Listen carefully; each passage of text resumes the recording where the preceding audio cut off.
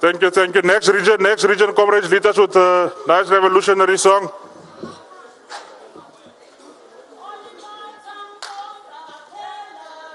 Oliver Tambo, Oliver Tambo, Oliver Tambo, Sapela Manta,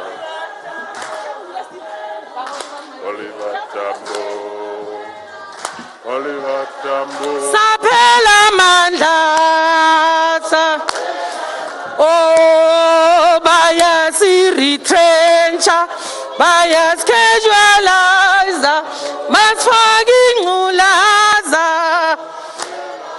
Oh, bias retrencher, bias casualizer, mas fucking ulaza. Oh, tamba, tamba, sapela mandla, sapela mandla, sapela mandla.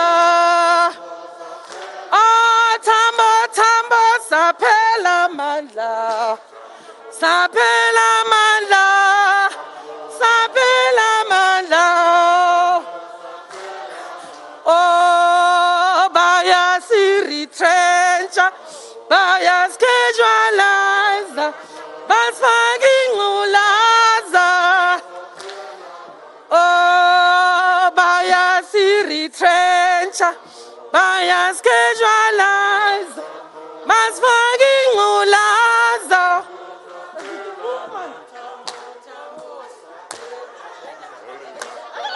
Sapela mandla, sapela mandla. Oliver Tambo, sapela mandla, sapela mandla.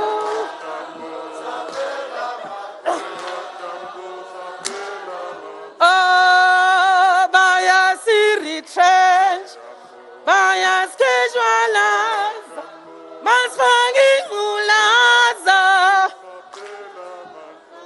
Amanda. Comrade Topsy, Comrade Topsy, can you lead us with one? Which one?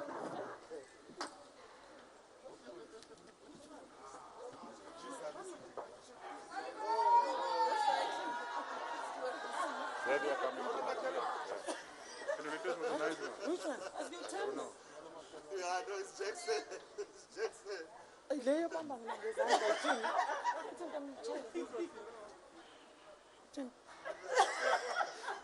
Oliver Tambo ba bisandla sam, Oliver Tambo ba bisandla, Oliver Tambo bisandla sam, Oliver Tambo ba usibambu ngasiyekele bambisandla sam, Oliver Tambo bambisandla sam, Oliver Tambo bambisandla sam, Oliver Tambo usibambu ngasiyekele bambisandla sam, Oliver Tambo bambisandla sam, Oliver Tambo bambisandla sam, Oliver Tambo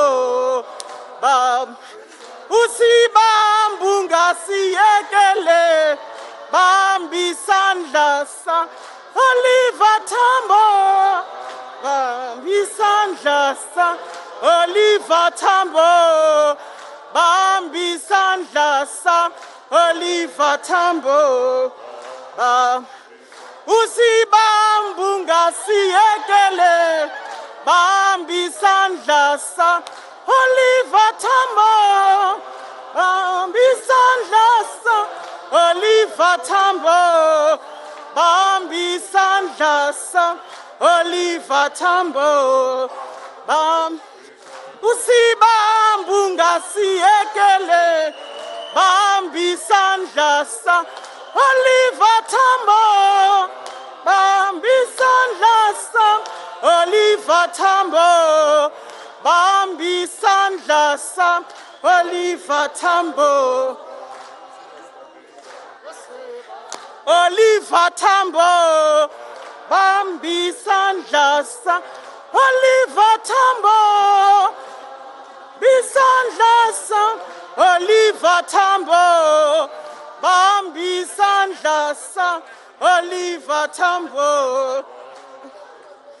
Usibambunga siyekele, Bambi Sandlasa, Oliver Tambo, Bambi Sandlasa, Oliver Tambo, Bambi Sandlasa, Oliver Tambo. Usibambunga siyekele.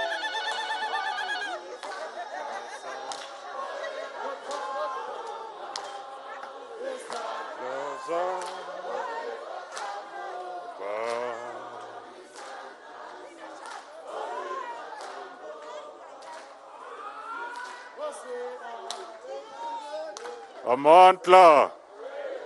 Amantla. Viva ANC, viva. Viva ANC, viva. Comrades, thank you very much and good afternoon. We are ready to start with our 9th Provincial Conference in the Northern Cape. Let me take this opportunity to welcome all our delegates to this important conference. I think we are all ready now to start, and I really want to appeal to all our delegates to adhere to the COVID regulations. Make sure that you keep your mask at all times, even with the singing comrades. It's very important that we should adhere to that. Comrades, let me, before I give to the chaplaincy request, we have a number of NEC members, the provincial chairperson of the ANC in the province, to introduce the national leadership led by the DSG. Viva, comrades, Amanisol, viva!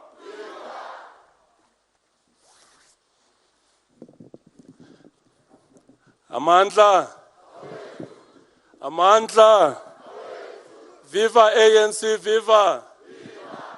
Viva the Revolutionary Tripartite Alliance, viva! Amandla, comrades, this is a provincial conference. And I'm certain you all know that in terms of the ANC constitution, a provincial conference happens under the overall guidance of the National Executive Committee. So we've got amongst us members of the National Executive Committee that we must introduce to conference. And I've not counted them. I think we've got about 2, 4, 6. We've got about 6 members of the National Executive Committee. On my extreme left there, we've got a member of the National Executive Committee and as well as the member of the National Working Committee of the ANC, the youngest in the NEC, Comrade Derek Hannakom. And here in the Northern Cape, we call him Hannaput. Derek Hannaput. Die ander tannie het my gevra, ek hoor hier's 'n man met die naam van Derek Hannaput, waar is hy? We were doing a door-to-door then. And next to Comrade Derek, we've got our own from our province, a member of the National Executive Committee of the ANC and the National Working Committee, Comrade Tina Jomat Peterson. Comrade Deshian in World Cup ons noem maar Monica. Yeah, it's our Monica. And next to Comrade Tina, we've got, no, behind Comrade Tina, we've got one of our own as well. She managed to build herself a shack there in Kimberley. A shanty there in Kimberley. Is Comrade Nokolo Kivit. And next to Comrade Nokolo, we've got our own as well, Comrade Elvin Bottas, an NEC member of the ANC, is also here. Right in front of Comrade Elvin, we've got our NEC convener to the Northern Cape, Comrade Colin Mayine is also here at this 9th Provincial Conference. And you all know young people should be very excited. Former president of the ANC Youth League. Yes, it's former. Comrade Colin is asking, is former? No, I don't agree it's former, it's current. The what? Oh, now I see. He looks much younger now.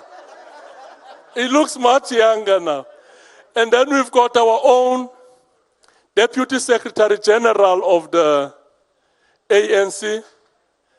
And every time I introduce her, I have to mention that she has been the NEC deployee to the Northern Cape for many years. I can still remember there was a regional conference we attended here in Namakwa, a Diermekaar regional conference. Mensen het gevloek en skel en alles gedoen here in Namakwa in the early 2000s. She has been the deployee of the NEC to the province. There's no region that she has not traversed in the province. There's no sub-region where she was not. She worked for many years here in the Northern Cape. She's got a very rich understanding of the politics of the Northern Cape, how they've evolved over the years. So can we welcome the Deputy Secretary General of the ANC, Comrade Jesse Duarte.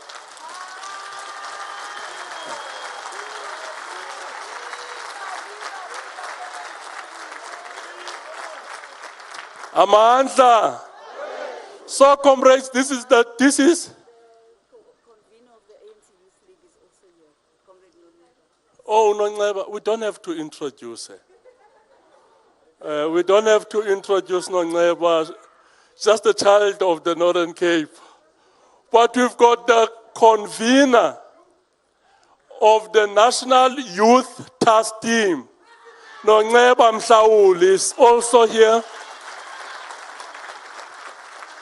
And I think we also have the member of the NYTT, Sandiseni, is also here, Comrade Sandiseni. There's Comrade Sandiseni. And we also have the member of the NYTT, also a working committee of the NYTT, Venus Blenis, she's also here. So comrades, those are our invitees and leadership to this 9th Provincial Conference. Can we give them a very warm revolutionary song? Very warm revolutionary song to welcome them to this 9th Provincial Conference. Which region?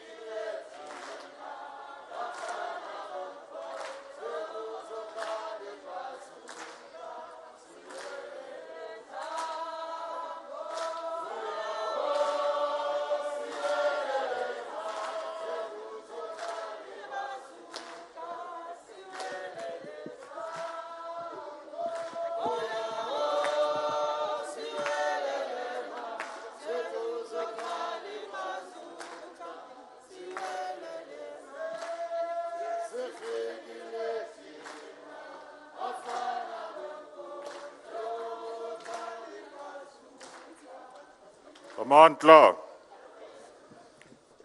Thanks, Comrades, and thank you, Chairperson. Comrades, we can't proceed with the conference without inviting the church into our midst. Let me call the chaplaincy under the stewardship of Pastor Des Fransman to lead us in prayer.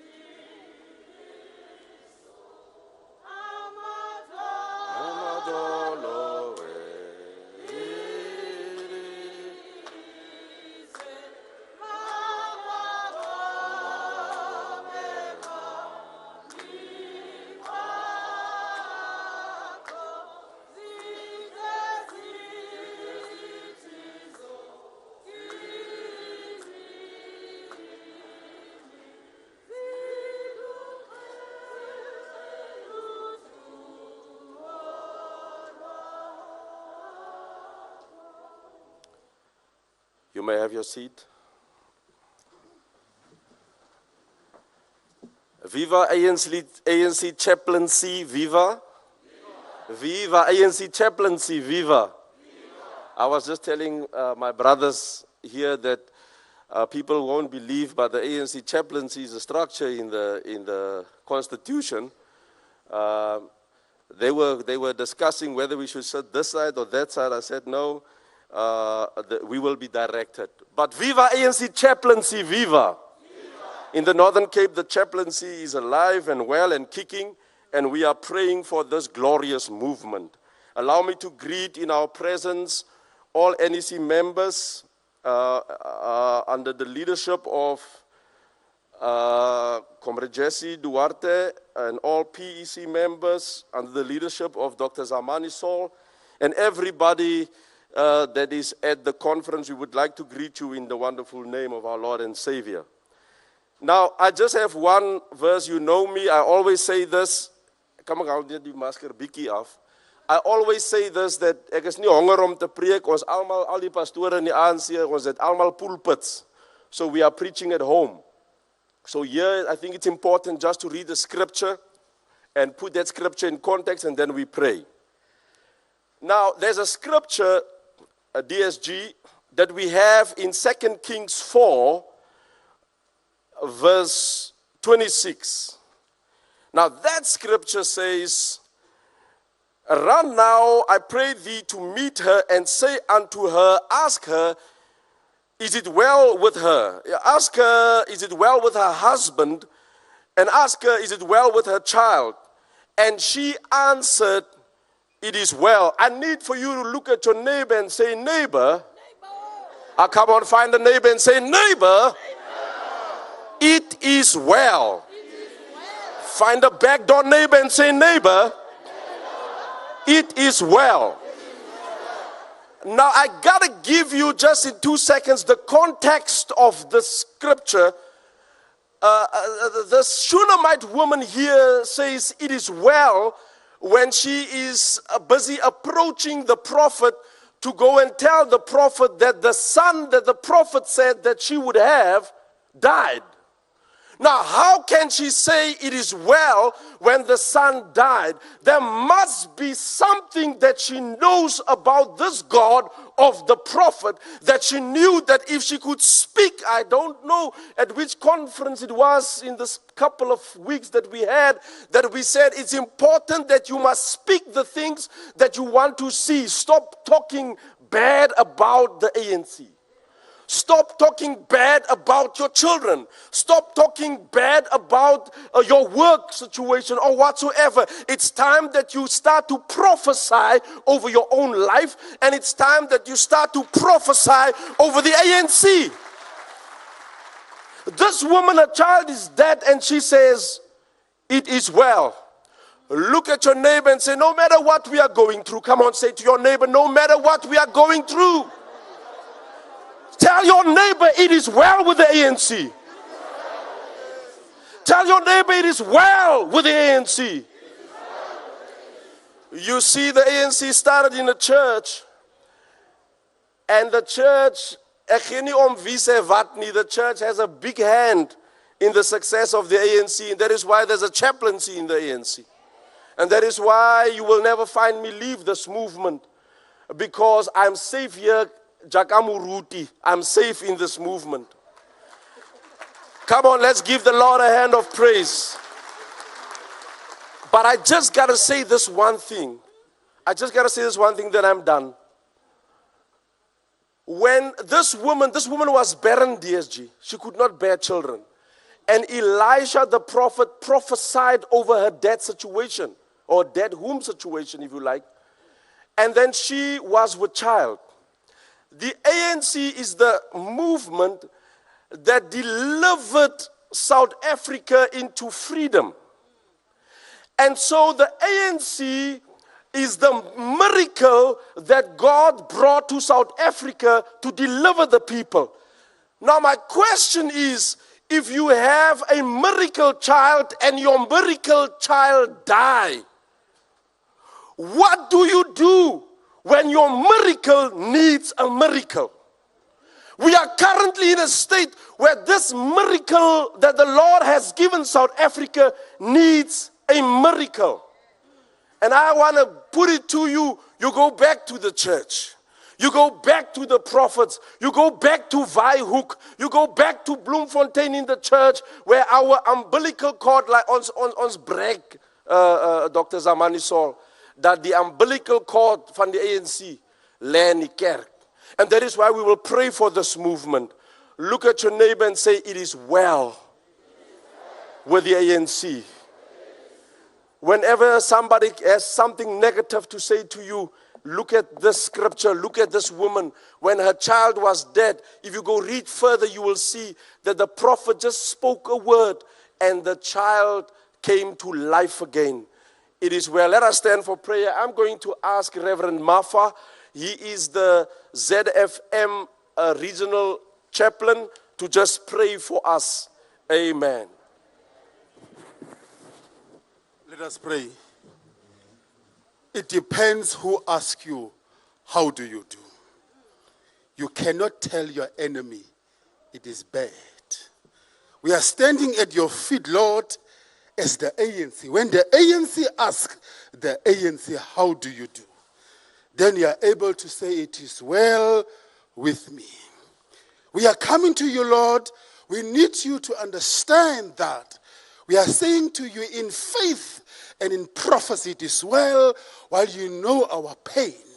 We invite you at this point in time, Lord, that you should speak to us. Lord, when we say it is well, as the ANC, we do not say we do not have problems. We don't have challenges. We don't have ups and downs. But we are saying, Lord, thank you for the good things that you have done to us. And we are inviting your spirit to control and to contextualize this conference. And all this we ask in Jesus' name. Amen.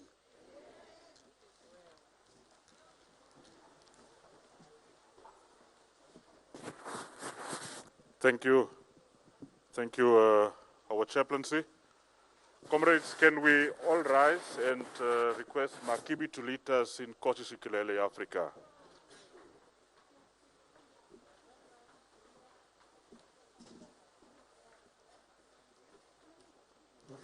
Nkosi sikeleli Afrika maluphakanyi suphondolwa yo izwa imithandazo yethu Nkosi sikelela thina lusapho lwayo Nkosi sikeleli Afrika maluphakanyi suphondolwa yo izwa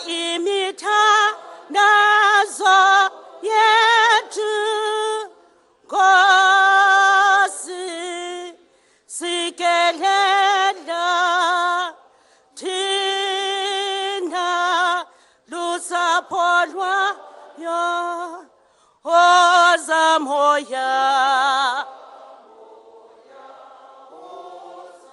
woza moya, woza moya, oyi, ngcwele, usi, sikelele, thina, lusapho lwayo, murena bulu, kasitshaba sa Yesu, ufedisedi, limatshwenyeho, murena bulu, kasitshaba sa Yesu, ufedisedi, matshwenye, usibuluke, usibuluke murena, sibuluke sichabasa, Yesu sichabasa, usibuluke, usibuluke sichaba, sibuluke sibasa, Yesu sichabasa,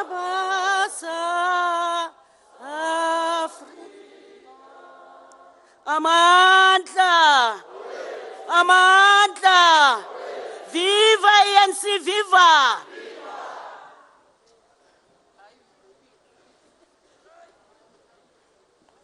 Mantla. Comrades, it's a hybrid conference. So other comrades and other delegates are joining us in the different villages. So we are divided as regions in the different tents. So comrades will see us on the screen, those who are not in the main venue, to make sure that we adhere in terms of the protocols. But comrades, we are moving in terms of our program to messages of support. We'll be starting with the ANC Youth League,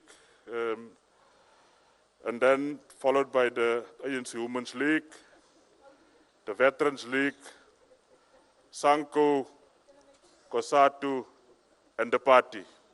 In that order, we'll be delivering the messages of support. Can I request the convener, Comrade Nongaba from the Youth League, to come to the podium to do the message of support by the Youth League.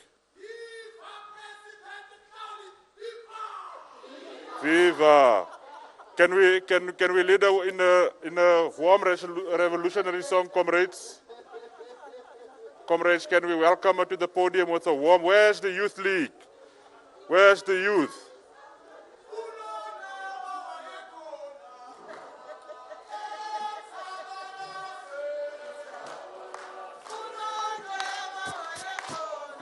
Was it? All right. As Minota said, I don't read too much into it.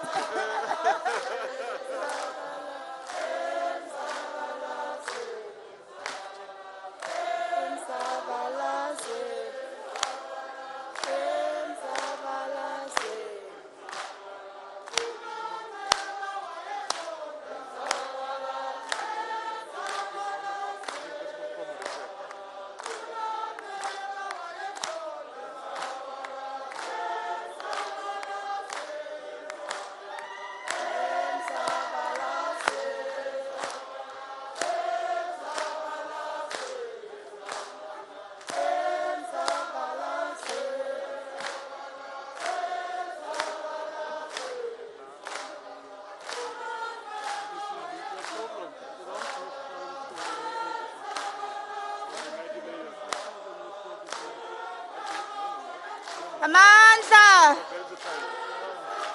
Amandla! Amandla!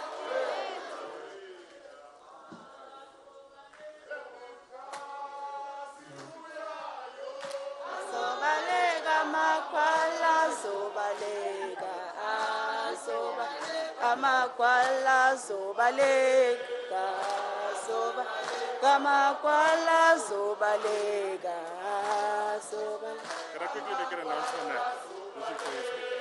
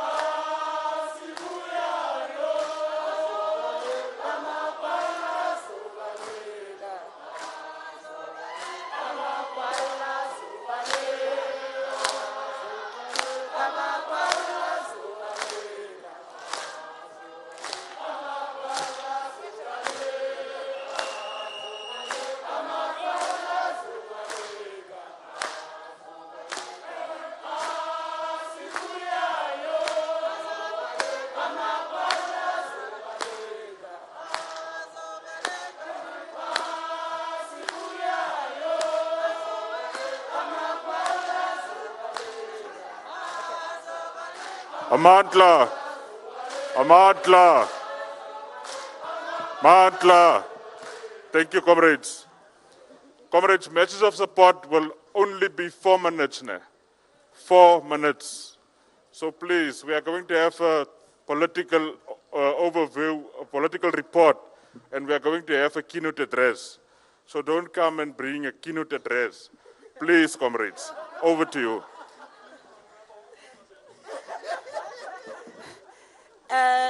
As I start my 10-page speech, Comrade Slal. Amandla, Amandla,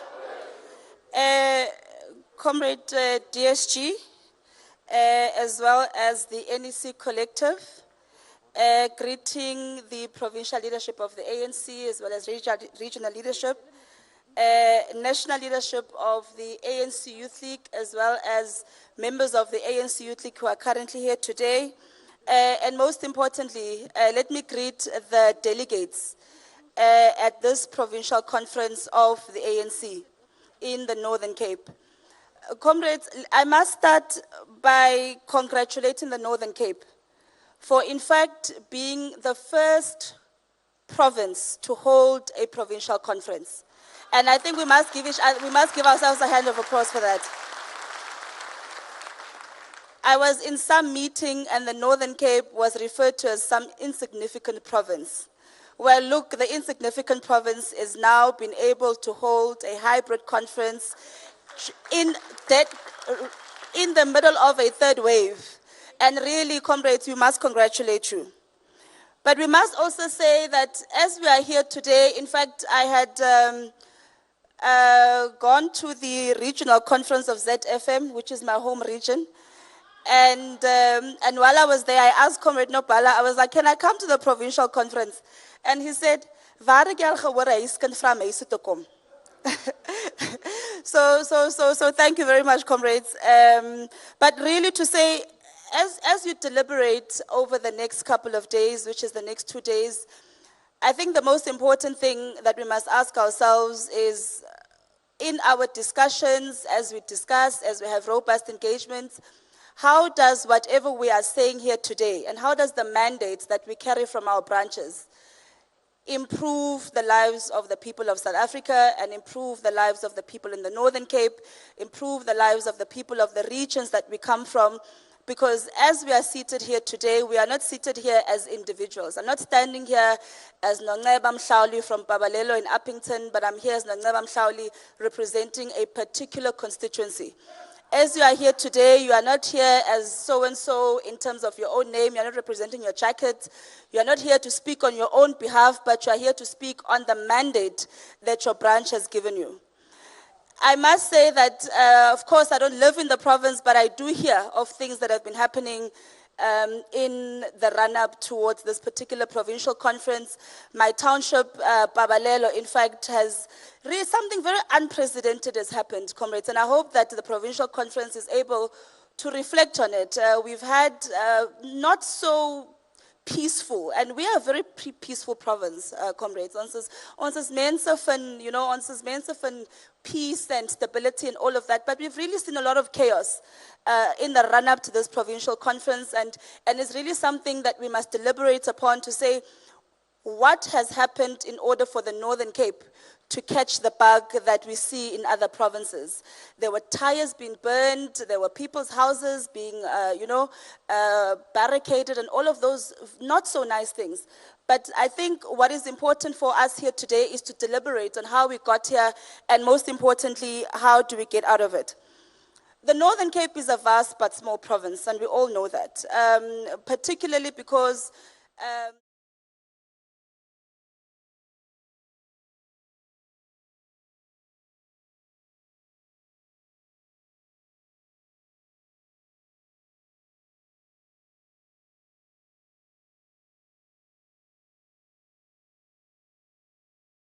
remains in terms of resources in the province. Youth unemployment alone is above 40%. Teenage pregnancy, anyone from the Northern Cape will tell you that it is an anomaly for a 30-year-old to stand here and say that I don't have a child in the Northern Cape. That is an anomaly. Teenage pregnancy is a big problem in the Northern Cape. Alcoholism is a big problem in the Northern Cape. Youth unemployment is a big problem in the Northern Cape. The lack of local beneficiation, if you drive from any town, whether it's from Namakwa to Springbok to Daar to Kimberley to anywhere in the Northern Cape, you will not drive from one town to another without passing one mine or another. But if you look at the communities that those mines are situated in, those communities continue being poor, those communities continue being destitute, and there's really no local, even if you look at Kathu, that Kathu area ought to have been, that should have been a city, that should have been a world-class city. But you see that because of lack of local beneficiation, the unemployment rate, even in that city, is problematic. The people that work there are not from that particular local community. The skills there are imported from other places. And these are really the questions that we ought to ask ourselves in our renewal project. As we are here today to say we are reviving the ANC Youth League, what becomes the program of the ANC Youth League? Comrade there, who's my former high school mate, who's singing very loudly. What becomes the program of the ANC Youth League in ZFM to ensure that the young people of ZFM don't wake up, sit on the corner of King Street and fry enki yel dagenag? What is the role of the ANC Youth League in that? What is the role of the ANC Youth League to ensure that, as when we were growing up, there were sports tournaments, there were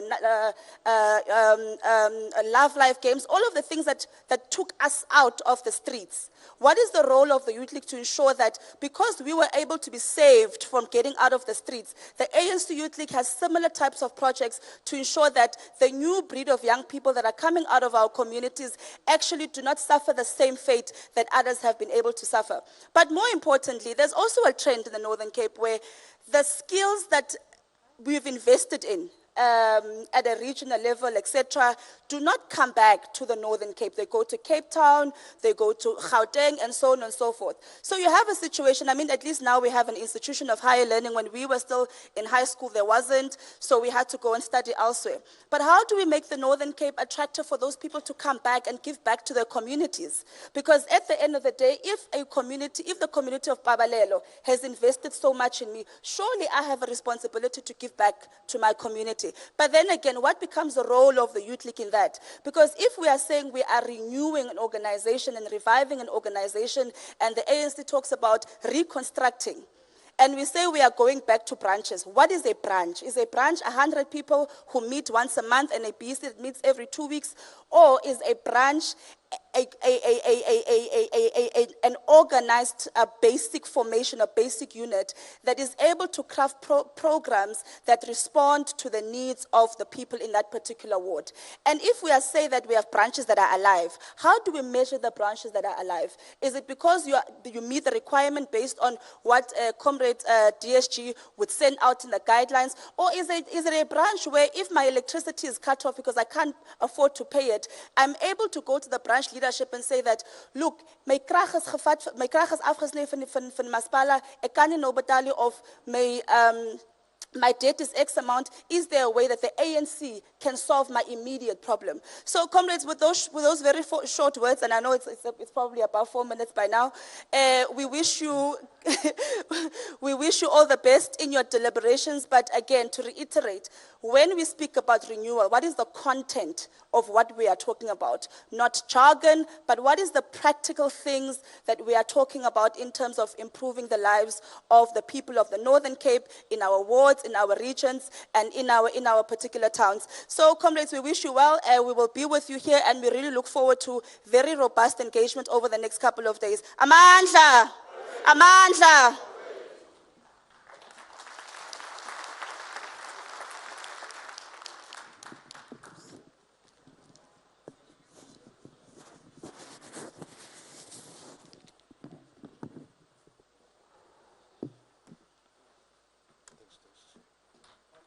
Thanks. Malibongwe. Igama lamakhosikasi. Please stick to the 5 minutes, Mama.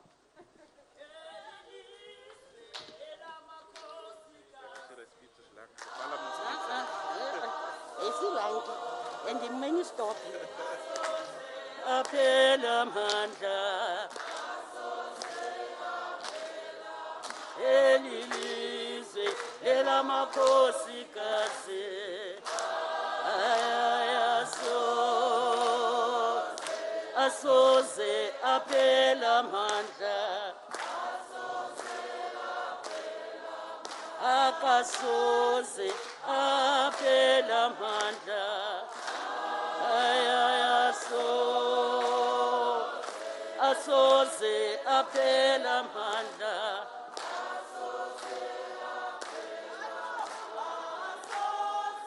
Apela mandla.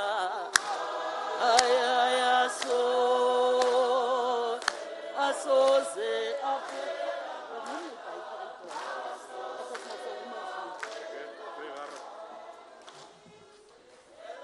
Kosi. Amandla. Amandla. Viva ANC, viva. Malibongwe. Igama lamakhosikazi. Wathinta abafazi. Uzawufrustrate. Thank you very much, Comrade Chair of the session. Comrades, let me first greet the DSG, Comrade JC. Also, the revolutionary greetings to all the NEC members that are here with us today, all the guests of the ANC, the leagues, the alliance partners, and the most important people are the delegates to this conference. Comrades and compatriots, we gathered here today under the theme Renewal, Unity, and Reconstruction. How appropriate and befitting in a time when the ANC is experiencing arguably one of its most trying times, a time when the ANC and its members have to fight tooth and nail to renew, restore, and unify the people behind the revolutionary mission of the ANC. We are meeting at a pivotal time in our history. Our country is confronted by the COVID-19 pandemic in the enormous impact it has on the health system and economic challenges.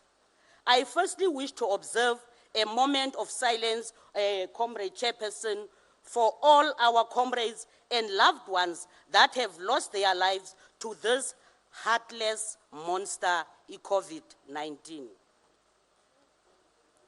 The coronavirus pandemic has really shaken all. Okay. I'm in a hurry.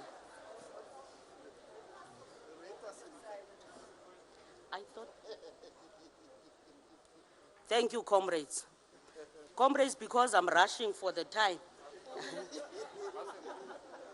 The coronavirus pandemic has really shaken all of humanity all over the world, and our people have not been spared. During these times, the role of the people's movement, the ANC, is much more needed than ever to steer the ship during these stormy times. times that are full of uncertainty and anxiety. The ANC has no option but to recall its roots and the fundamental values upon which it was founded. We will all here recall those values in 1912, and those became the guiding light through the 109 years of its existence. These include the embodiment of normal leadership and commitment to serve our people as our main priority. As the Women's League, we are overjoyed that the ANC has decided to call this year the Year of Charlotte Maxeke, such a befitting tribute to one of our own outstanding women who, through her pioneering work, paved the way for many of us women. Mama Charlotte Maxeke shattered many glass ceilings and demonstrated enormous courage in the face of racism and patriarchy. As the Women's League, we stand proudly on her shoulders. If we are to really honor Mama Maxeke, we have to be honest with ourselves, with where the ANC finds itself during these times. Mama Maxeke and many of our former leaders who dedicated their lives to the liberation of our people need an ANC that's worthy of its former glory. Our ANC must restore and rebuild its brand within our communities and across all sectors of our beautiful land. Our people need the ANC's values now more than ever. The values are exposed by the longest serving president, U.O.R. Tambo, and many of our exemplary leaders.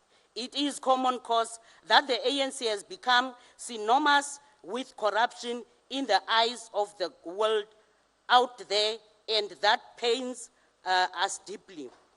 That is not the ANC, which is the leader of society and the only hope for our people. This moment calls for deep reflections. Our people deserve better and are looking up to the ANC to provide solution to the societal problems. It is important and necessary for the ANC to recognize that as the leader of society, it is no longer viewed as perceived in the traditional way, as it is the hope not only for South Africa, but the whole continent of Africa. The ANC needs to be frank and challenge itself by not only identifying the glamoring faultiness, but to also adopt a zero tolerance on corruption and factionalism. The time has come for the ANC to walk the talk on these matters.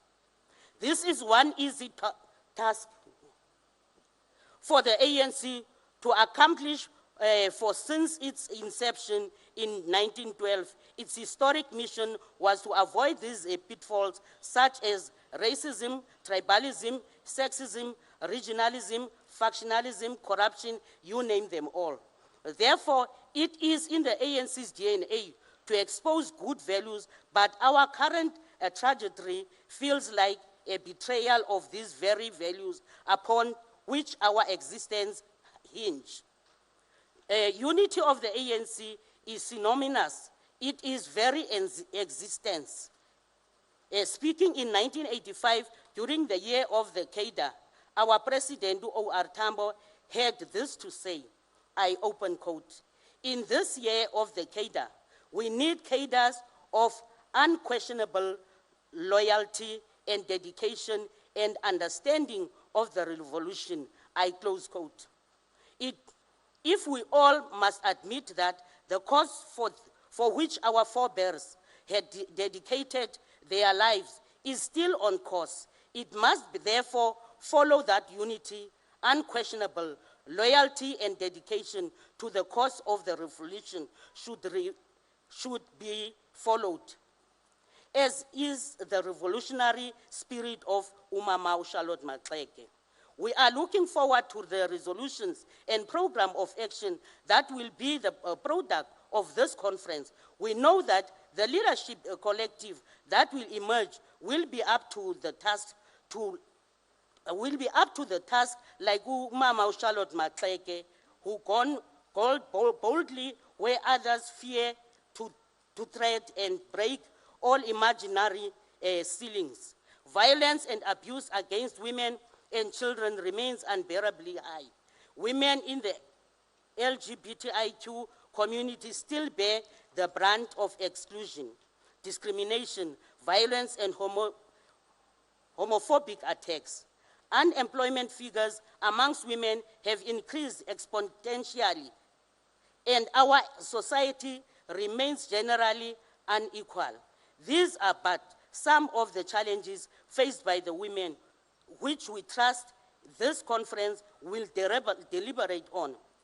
The ANC Women's League trusts that the ANC will emerge from this conference more united, stronger, and more resolute to retain all municipalities in the coming local government elections, for it remains the only hope to our people and in our country. I thank you, Chairperson. Amandla!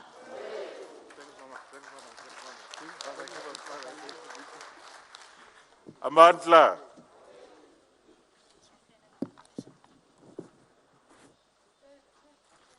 Thanks, Makibi. Comrades, we advised the Veterans League, because we are 800 kilometers from Kimberley, not to travel to Springbok. So the Veterans League is not going to deliver a message of support. The next will be Sanko, Comrade City. Can comrades of COSATU and the party join us on the stage as well, so that we can try and manage the time?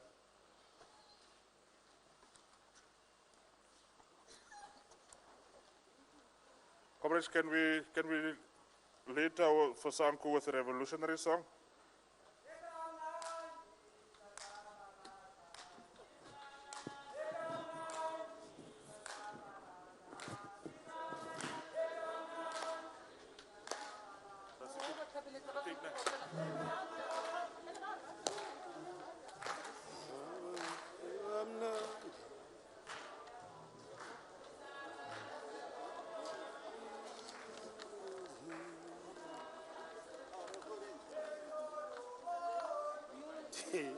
It is a Solomon.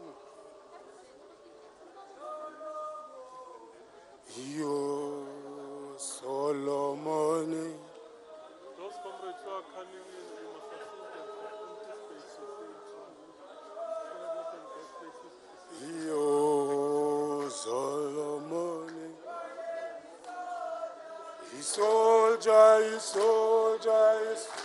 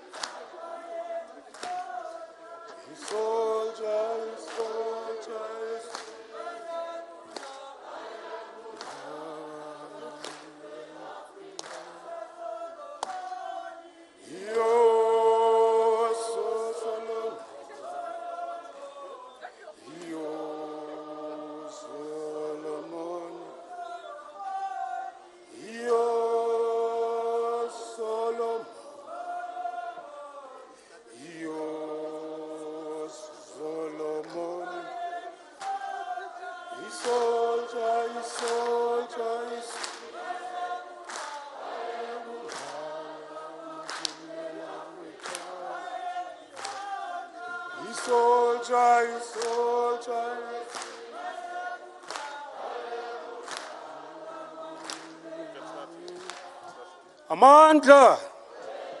Viva ANC, viva! Viva SACP, viva! Viva COSATU, viva! Viva the leagues, viva! Viva Sanko, viva! Tia, Mwari, tia! Thank you very much, Chairperson of the session. I bring you revolutionary greetings from the revolutionary civic movement Sanko in the Northern Cape. We want to acknowledge and extend our greetings to the DSG, Comrade Jesse, and the NEC members present from the African National Congress,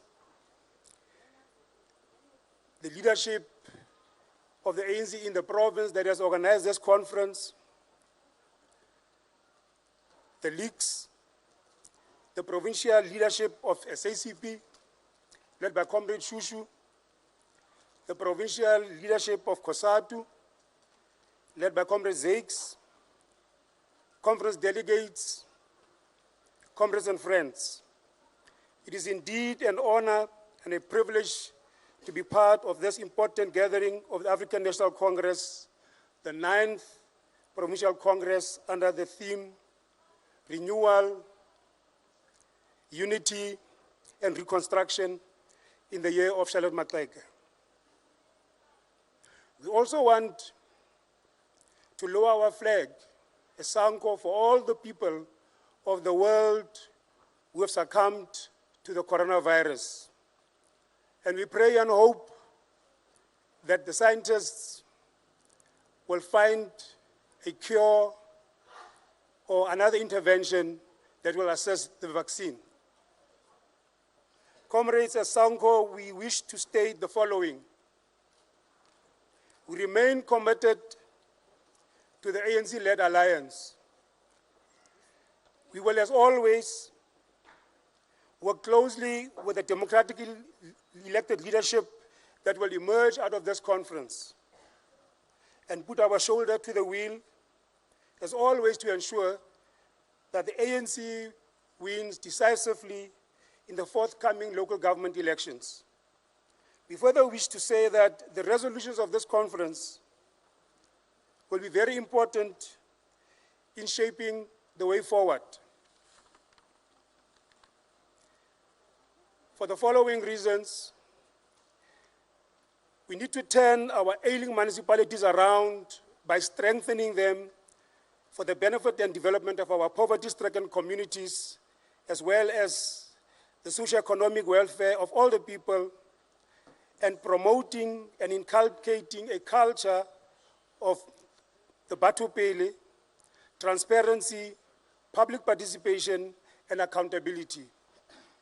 Unity in the ANC, promote and uphold organizational discipline, uphold the Constitution of the African National Congress, its discipline and policies and programs.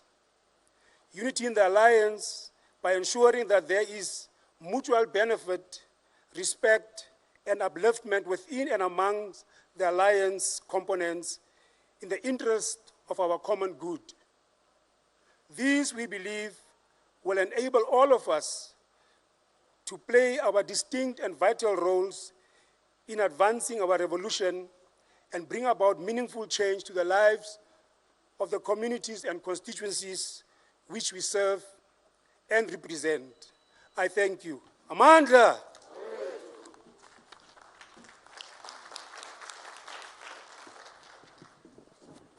Thanks.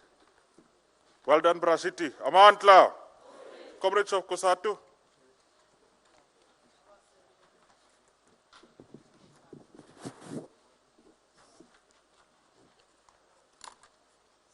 Mandla, Amandla, Awetu, Viva COSATU, Viva, Viva the ANC, Viva, Viva the Communist Party, Viva, Viva ANC Leagues, Viva, Viva YCL, Viva.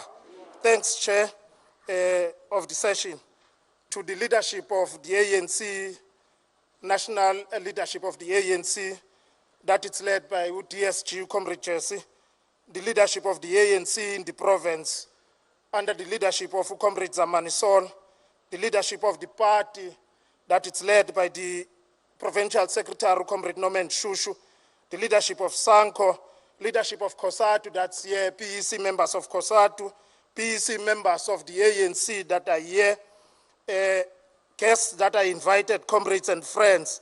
Comrades, it's an honor for us as the Federation to come here and give a message of support to this particular conference. As we are gathered here today, comrades, we are gathered here as workers, as leaders that are leading progressive movements. But at the same time, comrades, whilst we are gathered here, we are faced by an enemy that is invisible, that is killing our own communities, our own leaders that we've elected into power, which is your coronavirus, comrades. But we want to say this to this particular conference of the province, comrades. The conference will come and leaders will come. They'll go, this conference will pass. But when it passes, comrades, it should be a conference that passes uniting us as the members of the ANC in this particular province, as the members of the ANC at national level. We should be able, all of us, to stand together and be able to fight to improve services and better quality of services to our own communities. It should be a conference, comrades, that will be able to resolve around a number of issues that speaks to service deliveries that we are giving to our own people. We should be able to resolve how then do we move forward in bettering the health sector, comrades, where we are organizing. It should be a conference that resolves how then do we improve the situation in the health department, in the education department, where we organize. It should be a conference that speaks around issues about how then do we fight crime and how then do we deal with issues of corruption, comrades. But at the same time, comrades, as workers, whilst we are here, comrades, we must raise this particular issue, comrades. We must be able to build a united alliance. But when we build that particular alliance, comrades, it should not be an alliance that is built on basis because we are approaching local government elections. At all times, in all levels, we should be able to build a strong ally that will be able to address some of the issues that our own communities are complaining about. But workers must also register this particular issue, comrades. When we voted the ANC into power, we understand there are gains that workers have achieved under the ANC-led government. But we must also mention this issue. It's our own ANC-led government that continues to undermine bargaining issues. This government of the ANC is the same government that workers vote into power. It's the same government that does not want to implement the last leg of the agreement that workers have signed with our own government to increase salaries of workers. Comrades, we must say this, Makaban. We will continue raising this issue. The leadership that is here, DSG, the provincial chair, we must find a way of how do we address this particular issue. We understand this particular issue of e-wage negotiations. It's at the Constitutional Court. It's us who should be able to say, how then do we withdraw that particular case and see how then do we implement that particular last leg of increase and be able to move forward, comrades. Salaries, whilst we don't increase them, our lives are getting every day difficult. Petrol prices are increasing. Food prices are increasing, comrades. And then we have a government that we trust that is in power, that continues to retrench us within the public sector, within the private sector. We want to register this issue, comrades, that there is a shortage of workers within the health sector. There is a shortage of workers in that education system. There is a shortage of police officials to fight crime. So if government continues to retrench us, comrades, it means we are plunging this country into a crisis. But at the same time, comrades, we must also resolve in this particular conference that within that particular department, where some of the departments are clustered, some of the provinces are clustered as regions, we should be able to say, as this particular conference, each and every province should have its own correctional department services, where we will be able to recruit and be able to fight unemployment within this particular province, comrades. As we move forward, comrades, we want to call upon all deployees of the ANC in this particular province, those that you deploy into government, those that you deploy into municipalities, they must cease or stop attacking progressive trade unions. They must cease in killing some in municipalities. They must cease attacking our leaders that are advancing the interest of workers.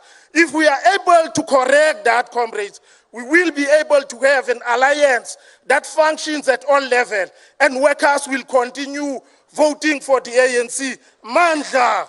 Away too. Thanks, Chair.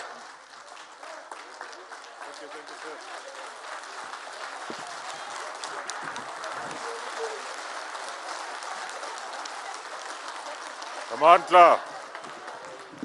Thanks, Comrade Zamani. Comrade Shushu, SSCP.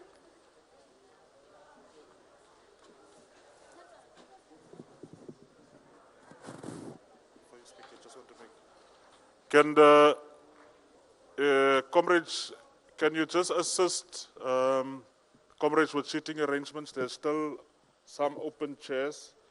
Other comrades will join in the different villages in the regions. Thank you, comrades. Thank you, Comrade Chair. Viva ANC, viva! Viva COSATU, viva!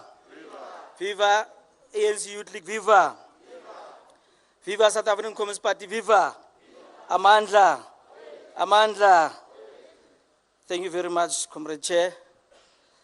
Deputy Secretary General, Comrade Jesse, and all NEC members present here, Provincial Chairperson of the ANC, Comrade Zamani, and the PC of the ANC, the leader of Sanko in the province, Comrade Soli, and Sanko leadership, the leadership of COSATU, led by Comrade Zakes Matiso, most importantly, Comrade delegates, comrades, and friends.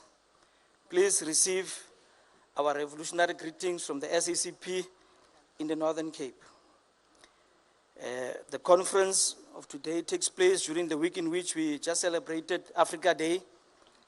On the 25th of May 1963, African leaders came together to establish an organization called Organization for African Unity, which is today called the African Union. The key task of this organization was to contribute towards the total emancipation of the continent and build unity amongst all Africans, and to develop Africa to stand its own amongst nations of the world. And today we're saying Africa can not be truly free unless we deal with the legacy of colonialism and neo-colonialism. Key amongst issues that need to be taken up is the transformation of our economy from its colonial structure. Africa's economy must delink from the imperialist chain, because imperialism does not only maintain but deepens uneven development globally. Africa must develop productive capacity to support the development and transformation of the continent and build global economic relations that are of mutual benefit. We are also holding this conference during the year of the centenary of the South African Communist Party, which is being celebrated, guided by the theme, "Put people before profits," and under the party's overall strategic theme, "Socialism is the future, build it now." We're also convening during difficult times when COVID-19 infections seem to be on the upward surge in our country and our province. We, however, need to applaud our government for the commitment and leadership it has demonstrated in the fight against the virus. We must continue to encourage our people to wear masks, to keep social distance, to wash and sanitize our hands. These protocols must be observed at all times if we continue with our efforts to vaccinate our people in order to arrive at herd immunity.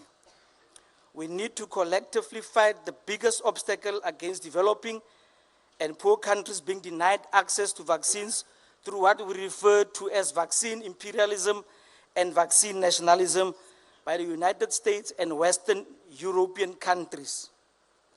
We must fight to ensure that vaccines and vaccination as a right and not a commodity.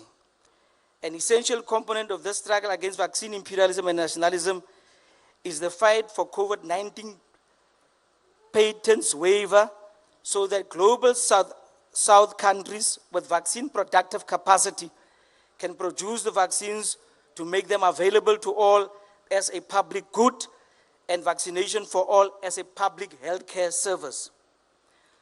The overall response of our government has been good, and our president has also played a significant role in calling for equal access to the vaccine for poor and developing countries. Significant investment in health infrastructure has been made in our province and nationally. This should serve as a basis to further improve on the quality of health care services to the working class and the poor, but also as a basis for the introduction of a national health insurance scheme. As it relates to the wage dispute in the public service, the SACP calls for our government to take the lead in ensuring that the dispute with public sector workers is resolved through genuine consensus-seeking negotiations. The SACP does not expect our own government not to honor bargaining agreements with public sector workers. This will set a bad example for private sector capitalist bosses who may think that they can now embark on unilateral action against workers, thus undermining the collective bargaining system of South African workers, which South African workers fought so hard for. This is not the time to antagonize public sector workers, at least not after we have applauded the frontline workers who have worked very hard during this pandemic, some of them losing their lives in the line of duty. On the matter of revolutionary morality, the SACP welcomes the decision of the NEC, of the ANC, to implement its conference resolutions that all those who are charged or who are facing serious allegations of corruption must step aside or be suspended. We think this will go a long way in dealing with the cancer of corruption in society and in our movement, but will also contribute positively towards ameliorating the public image of our movement. The SACP is firmly behind the ANC and calls upon all members in our broad movement to rally behind the ANC's constitutional imperative to fight corruption and state capture, to protect and ensure that every rand and cent in public purse is spent to advance the interests and needs of the people and to enhance socio-economic development. We need undivided focus on serving our people selflessly and on transformation and development to tackle unemployment, poverty, and inequality. Decisive action is now imperative.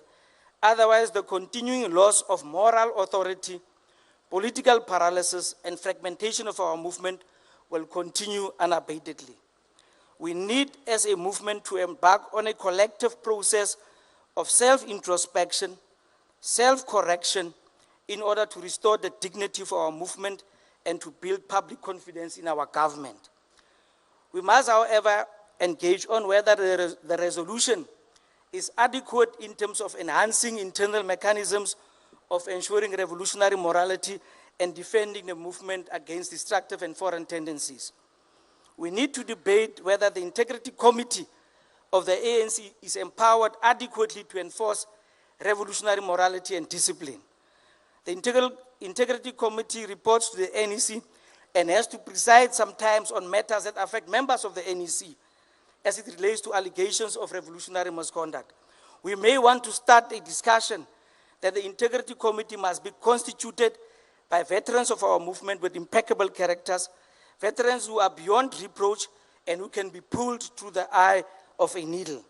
That those veterans who qualify through a proven track record of upholding the highest levels of organizational discipline and revolutionary morality must be elected by national conference and report directly to national conference of the ANC. This might assist in dealing with the challenges more internally than relying on exogenous factors or even outside forces to determine our processes. This might also strengthen the internal capacity of our movement to deal with challenges of patronage, gatekeeping, manipulation of internal processes, and hijacking of democracy in our movement where such tendencies exist. But we must also say, notwithstanding all these challenges that face our movement has generally done well as far as changing the lives of our people is concerned. We must not always overemphasize our challenges and downplay our achievements in terms of transforming society, but also in terms of changing the lives of our people for the better. More and more people have access to free education up to higher education level. Life expectancy has improved. More people have access to basic services, to housing, to running water, to electricity. Children and the elderly and the sick have access to social grants and other social amenities. These are some of the major achievements that our movement has been able to reach over the 27 years of governing this country. But in order to further build on our achievements, We need to build the developmental capacity of the state and to transform society for the better. I see the chair says I must conclude. In conclusion, we need to continue our solidarity work with the people of Palestine who suffer under the Zionist occupation, Israel Zionist occupation. We need to continue our solidarity work with the people of Cuba who are facing an illegal blockade of more than 6 decades.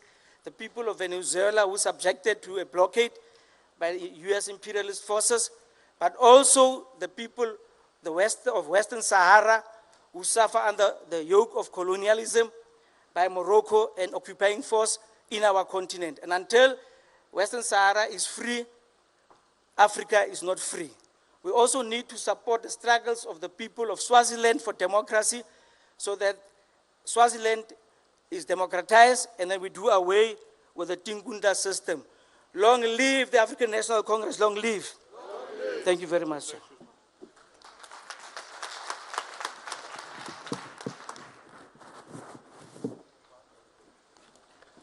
Thank you very much. Amantla. Amantla. Thank you very much, Comrade Shushu. Normally in Kimberley, when comrades speak, they say, lastly, in conclusion, as I prepare for landing, but now. Yeah, thank you very much, comrades. We managed the time.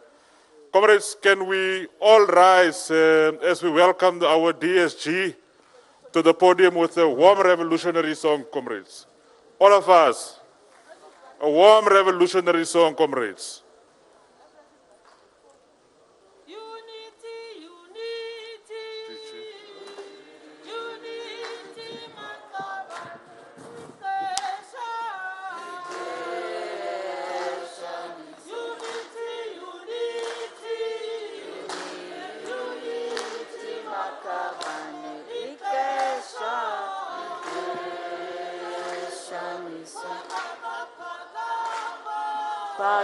Pagama ANC Amandla. Comrades, I'm sorry, I don't have a small gadget. I only have this gadget, and it's rather big, and it's obstructing, and I am small. Let me say to the NEC members of the ANC who are here, members of the Provincial Executive Committee who are here, the clergy, and more importantly, the delegates of this conference, that one of the reasons we thought we should come in our numbers, and I'm going to do something very unusual. I'm going to walk away from this high podium and bring my computer to my level.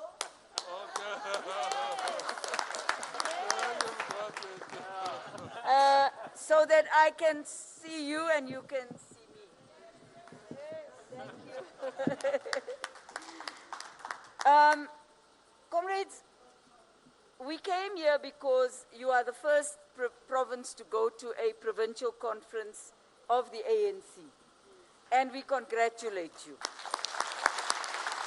And let me also say that we know how stressful it is for any member of the ANC to start the process at a branch level, to begin to discuss what we want to do at a regional level and then at a provincial level.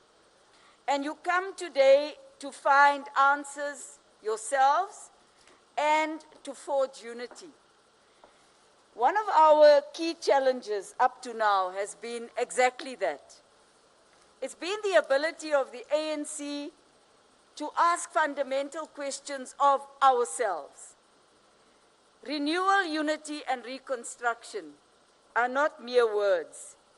These are questions we must put and ask ourselves, what does it really mean to achieve renewal? What does it really mean to achieve unity?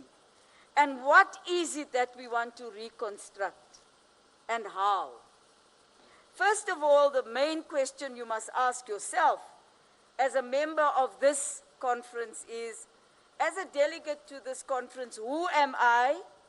And why am I here? And what is it that I want to achieve here today? And for what purpose? Any ANC member who has not internalized that our sole purpose is to serve the people of South Africa should not be in this conference. If your purpose in this conference is anything other than answering that question, then we are indeed looking for miracles. I am a revolutionary. I do not believe in miracles. Our struggle for liberation was not a miracle.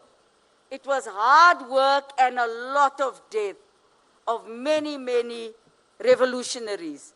People who died so that we could be free. People who gave up everything that they ever had. People who left the country and lived in exile for many, many years. That was not a miracle, comrades. Therefore, even now, renewal is not going to be a miracle. It is going to be your ability and mine to unite the ANC first and foremost, and to actually win back the trust of the people of our country. Because whether we like it or not, that trust was eroded by a whole range of actions, and there's no use in pointing fingers, because we should all accept responsibility for whatever it is that may have gone wrong. Asking ourselves to say, no, no, no, let us punish those 10 people because those are the people who caused the trouble, is causing trouble in itself. And it is for that reason, comrades, that we need to say the true sense of renewal depends on how far we have gone in arresting the widening trust deficit and repairing our bond with constituencies that underride our legitimacy as a governing party and a liberation movement. Two very important issues. We serve at the behest of the people of South Africa. We do not serve for our own purpose. We do not serve for our own gratification. But we have to admit that there are people who are attracted to the ANC for that very reason. There are people who come to the ANC because they believe it will enhance their career path, it will give them money, they will have access to resources, and when there is none of that, bitterness sets in. And that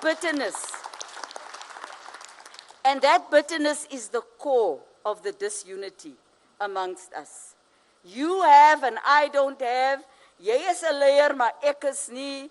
Ek moes al gelei het en nou lei jy instead, né? En nou moet ek jou uit die pad uit stoot sodat ek ook 'n kans kan kry, without recognizing that nobody in this room elects themselves. You are elected by branches and members of the ANC. None of us can claim to be the ANC, because we are not. We are members of the ANC. That is who we are. And comrades, it is for that reason that we're trying to get to grips with this renewal concept. And this conference needs to discuss very, very, very openly, what do we need to do as delegates when we go back to our branches to renew the ANC in the community.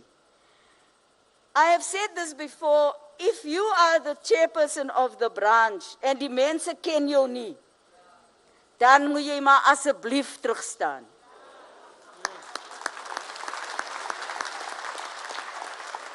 Because it means that you were purely elected by a small group of people and you were pushed on to the people of the ward. And the people had no choice but to say, nee, daar gaan die ANC se voorsitter van ons ward. Maar ons ken nie die persoon nie. So the reality of renewal means you've got to step back off our high horses, off our podiums, and off the idea that to be the branch chair, and Abe, I'm sorry, I'm going to remove this and I hope it isn't a problem. I'll try not to spread any things. But it's hard to talk with that on. It is time to understand renewal as an active thing. It's not for us to discuss, but to act, to get down on the ground and work, comrades. Not to wait for some miracle that is never ever going to come. The only miracle that will come is the quality of our work for the people on the ground. And what does that mean? In addition, comrades, local government has become the Achilles heel of the ANC. Because what do? I will never forget a visit to Uppington. And the sheer shock I had when I realized that the council there was dividing up who gets what portion of the municipality in terms of the numbers of workers. So the ANC gets X percentage, and the ANC's ally, which was another political party, gets some percentage, and the opposition gets some percentage, instead of advertising the jobs and appointing the best people to do the work. Dan deel ons die werk uit onder mekaar. And who goes to work there? Members of the REC, members of the PEC, even from far away, had a job there, and some branch leaders got jobs. That is not right. We must take responsibility to undo that. And yet we understand why we are doing that. Onze mense is honger. En die mense is arm. En hulle kyk na die ANC en hulle sê, daar is werk daar, ek gaan die werk kry. But is it the right thing to do? Or is the better thing to do, comrades, looking at reconstruction in a different way? If we have the courage to reconstruct what we inherited, and whether we like it or not, and I am going to say something some of you may not like, but that's my job, to be able to say it and to take the responsibility for it. We have no choice but to change the structure of the economy in our country. We have no choice.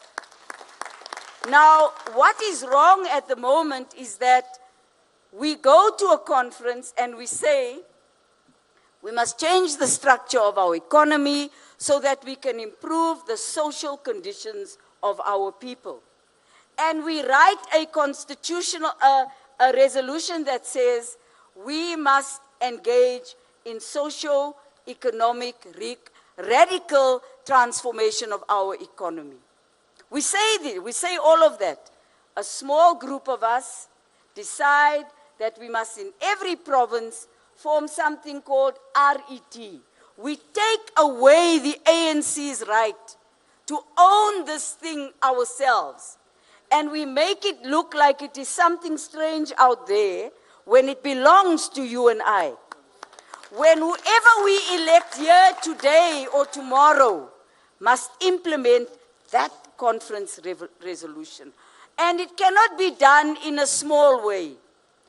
Coming to Namakwa is always a privilege for me and for many of us. We don't come this far very often. Ek hoor julle sê die ou mense van Kimberley moenie hier afry, maar Zamani sê vir my en ek is nie jonk nie. Ek moet al die pad kom van Joburg af en hier is ek vandag saam met julle. Maak nie saak nie. Comrades, I want to tell you, we've got to start talking very seriously. Ons kan nie meer slogans gooi nie. Ons kan nie meer sê 'n miracle moet 'n miracle kry om 'n miracle te word nie. Daai is goeie wat mense sê is al klaar op social media. The miracle needs a miracle. Ons is die miracle. Ons moet ons werf reconstruct. We must reconstruct where we live. We must use local government as a pivotal point of economic reconstruction. Do we understand that? Do we understand, comrades, that it is not about the tenders that go to the people that we know, but it is about building good roads for the people that we serve. It is about building houses for the people that we serve. It is about building the economy in that way, infrastructure development. But what does that do? It is a legitimate thing for people who live in a town to expect to get work or business from the local authority. It's not illegitimate and it's not illegal. But it becomes illegitimate and illegal when that work has a name and a phone number long before the work is even given. That has been our problem. And that is the problem you must seek to change. We should not be surprised that there are foreign interests in our country. That there are foreigners who look at our country and they want to own it. Ons het baie goede hier wat goed is. En ons moet ook nie bang is as die mense, nou kyk die mense vir die Noord-Kaap, julle het alles hierso. Julle het manganese hierso. Julle het daai ding nie, ek weet nie wat roep jy nie, that actually enables a fiber optic cable to move. I think it's a special thing that is only found here in the Northern Cape. So yes, greedy people are going to flock to the Northern Cape. But what is it that you must do, comrades? You must not allow your assets to be captured unless you are involved as the people in an area. The reason Mozambique is in trouble at the moment is because there's gas and oil on the shores of the northeast corner of Mozambique. So what happens is, people go there and they do exploration. Maar hulle los die arme mense van daai biet agter. Hulle bring nie die mense saam nie. And so there is people from outside and locals who are deciding we're having none of this. And we're going to fight for what we want to happen here. And they're killing people to do so. We must never get to that point. However, having said that, one of our biggest concerns is the manner in which we are beginning to fight in the ANC, even to the extent of violence, so that we can own a position. And it's disappointing that that is happening. It is painful to watch video after video of BGMs that end in violence. It is painful to watch the normal life of the ANC being tainted by people with guns and knives in a meeting. It is also very painful when you start getting SMS's late at night. Hulle vloek, julle mense kan vloek, jong. Die mense in die Noord-Kaap kan vloek, ek weet. En hulle vloek jou sommer baie lelik, omdat jy nie saam met hulle stem nie. Ons kan nie so aanhou nie. Ons moet dit, we have to change that. Comrades, it is also true that it is important for people to try to say the ANC is dying. Daar's mense wat sê, nee, die ANC is op sy laaste bene, hy is dood. ANC is nou dood. Ek wil net dit vir julle sê. The ANC is not dead because you are sitting right here as living proof that the ANC is alive. And for those who say the ANC is dead and dying, all they need to do is look at this room. But what is so important for them to look at is the age of the people in this room. Young. That is a sign not of a dying organization, but of an organization with a long life ahead of it, because there's many young people in the ANC. And I want to say, we need to build a proper ANC Youth League. Please. We don't need an ANC Youth League en die mami moet die hand hou van die leiers van die ANC jeug nie. Nee. We need you as the youth to be creative and questioning, to help us change this organization into the organization that you will carry forward for another 30 to 40 years of your life and hand it over in 30 or 40 years to another generation of people. That is what we need you to accept responsibility for. And that is part of renewal. Very much so. Unity. We sing this song on unity, and we forget the ANC in the song. Every time. Comrades, none of us who are in the top leadership of the ANC are sharing with you any of the factions that you've created around our names. None of us. We came out of Nasrec as the leadership that you elected, and we sat down and we said, what choice do we have but to work together? And we started working together. Difficult. We mustn't tell lies about that. It was challenging. But what keeps it difficult is your consistent carrying on with something that is past. CR17 NDZ. CR17 das is so ding nie. Not where we are. Comrade Cyril and Comrade Nkosazana work together, and yet you won't accept that. And we are, it confounds me that you won't accept that. When I sit with these comrades and you watch them working on this country in two very important areas, local government and Comrade Cyril working as the president of our country, working together, maar julle wil het nie aanvaar nie. En ons vra dat julle asseblief moet nou stap bietjie vorentoe, sodat ons ook vorentoe kan stap. Asseblief. Dit is wat ons vra. So unity is not a simple matter. And we are not oversimplifying unity. Because unity in the ANC will always be challenged by one or other perspective that doesn't want unity, so that as we go to 2022, we have a new group of disunited people. Instead of going to 2022 with one slogan, unite the ANC and nothing else. That's the only thing we need right now. Failure to unite our organization, that is the death of the ANC. And O.R. Tambo said so. He said the only thing that will break the ANC is the ANC itself. Let us prove our father of our nation wrong. Let us prove O.R. wrong, that we can bring back the ANC and unite it very, very firmly. Not because we believe in miracles, but because we work for that unity.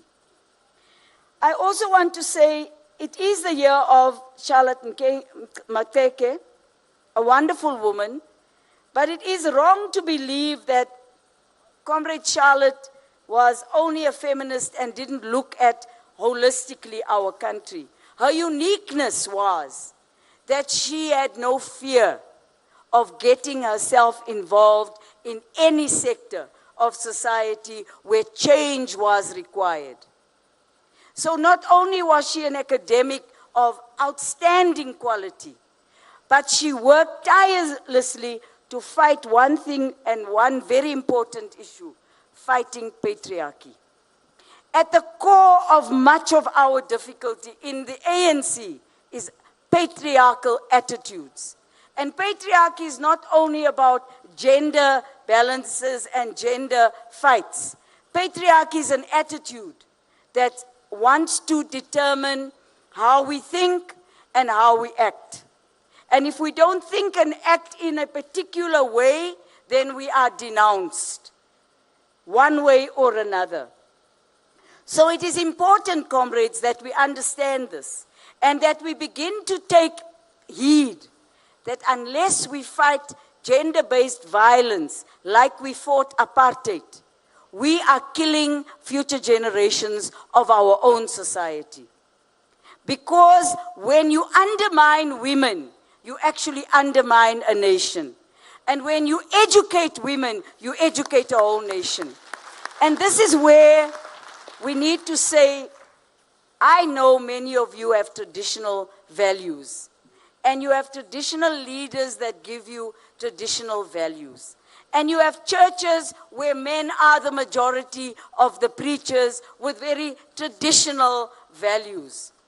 It's time for the ANC to stand up and say, we don't want patriarchy, and we don't want people with patriarchal attitudes, because it goes beyond the gender issue. It goes to a particular mindset. I must tell you how to think, I must tell you what to think, and I must tell you when to think it. Say no. We fought for freedom, and freedom includes the right to think for myself. That is what it included. I now want to take an opportunity, if I may, for 5 minutes, because Comrade Colin is asking me to do so. Can I do so? Something he was supposed to do and didn't do, but I'm happy to do it. I think we need to explain to you the decisions of the NEC, of the ANC, so that you are not misled. Comrades, stepping aside has been around since 2012, seriously around since 2012. Maybe even before then. In your province, there's an exemplary leader who did that. Comrade John Bloch, when he was charged, he did not hesitate to step aside as the chairperson of this province. Comrade Marius Fransman, Western Cape. You know, I can go on, the list is quite long. Comrade Paulo Jordan, I respect that man more than you will ever understand, intellectually, stood aside. An ambassador of ours that was in Australia was accused. He stepped off the NEC and waited until his trial was over, and he came back later on. I can continue, comrades. Comrade Mdu Manana, young man, step aside. Deputy Minister said, I will go back to government once this matter is over. And he hasn't come back to government, but he's one of the most hard-working members of the NEC. I can attest to that. Can call him at any time, and he will come and work. And the issue here is not about an individual. And that's where the mistake is being made. The issue is a resolution of the ANC, passed at the ANC, where probably some of you were present, passing that resolution with all of us. It defines it as something in the Constitution. It says, stepping aside means that the participation and conduct of a member, office bearer, or public representative must be guided by the best interests of the organization and the undertaking set out in the member's oath. You take an oath. I hope all of you have taken that oath, because I've also discovered of late people become members of the ANC, they never take the oath. So they don't internalize what they are becoming a member of. And they don't read the Constitution either. So it's a shock to them when the Constitution is presented to them as a rule book and a guide. So, comrades, what did we decide? And I'm going to be very brief on it. We decided that we have to implement that resolution as well as Rule 2570 of the Constitution of the ANC properly. And that all members of the ANC who are charged in a court of law need to step aside. And the intention was they step aside and assist themselves to get over the period when they are undergoing court processes. They do not lose income if they are earning anything. They don't lose the title that they own and have been elected to. They simply allow the ANC the breathing space away from what has become a habit in our country. To find someone who is charged, not just accused, charged with wrongdoing, and they pummel the ANC consistently. It is unfortunate that the decision of the NEC was not properly communicated in this way, where there were a number of other people, and a whole range of people are affected, not only one person. I have worked with the Secretary General of the ANC for 42 years. Very painful to be standing where I am standing. And I doubt if people will ever understand that pain, because you think it's easy to take a decision that is going to affect somebody that you know very well. No, it isn't. But the principle of the matter is that if you are charged in a court of law, do what John Block did. If you are charged, and if you are accused, you go to the Integrity Commission of the ANC and you explain yourself there. If they accept your explanation, all is good. But if they don't and they ask you to step aside, now you can appeal that through an appeals committee that has been set up for that reason of veterans of the ANC. It is there. So, comrades, to simply wipe it out as factionalism is not a proper thing to do. The proper thing to do is to adhere to the ANC's rule book. Now, some of you argue, and I've seen some of the SMSs I got last night. Some of them were really funny as well. When are you implementing the bank, the state bank, and RET, and when are you going to do, what about the Reserve Bank? And you say to us as the leadership of the ANC, you can't only implement one resolution. We have implemented hundreds of other resolutions, and you haven't questioned it in that manner. And the point you must begin to ask yourself is, what is in the best interest of our movement? And if your answer is, obey the rule book of the ANC, then we can all move forward. But if you're going to consistently ask that we must make exceptions because there is so-and-so that's affected, then it is unfair to John Block, unfair to Marius Fransman, and unfair to Mdu Manana, unfair to Mike Mabuyakulu, and many others who have obeyed the ANC's rule book. We cannot do that any longer, because that is part of renewing our organization. It's just putting it, if I am affected, comrades, I must also be asked to step aside. If I'm charged in a court of law, do not think that it is okay for one and not for the other. We have for too long had a situation where we look at people and we look at them and we say, so-and-so is popular, and if we do that, the ANC will suffer. Actually, I'm not sure that that is true. The ANC suffers, yes, but for a short period of time until people understand properly. Then the ANC grows. We've seen that happening. Mike Mabuyakulu is very popular in KZN. Actually, very popular indeed. John Block was the most popular leader in this province. I just remind you of that. And I'm going to ask you, discuss these resolutions, they're in your pack properly.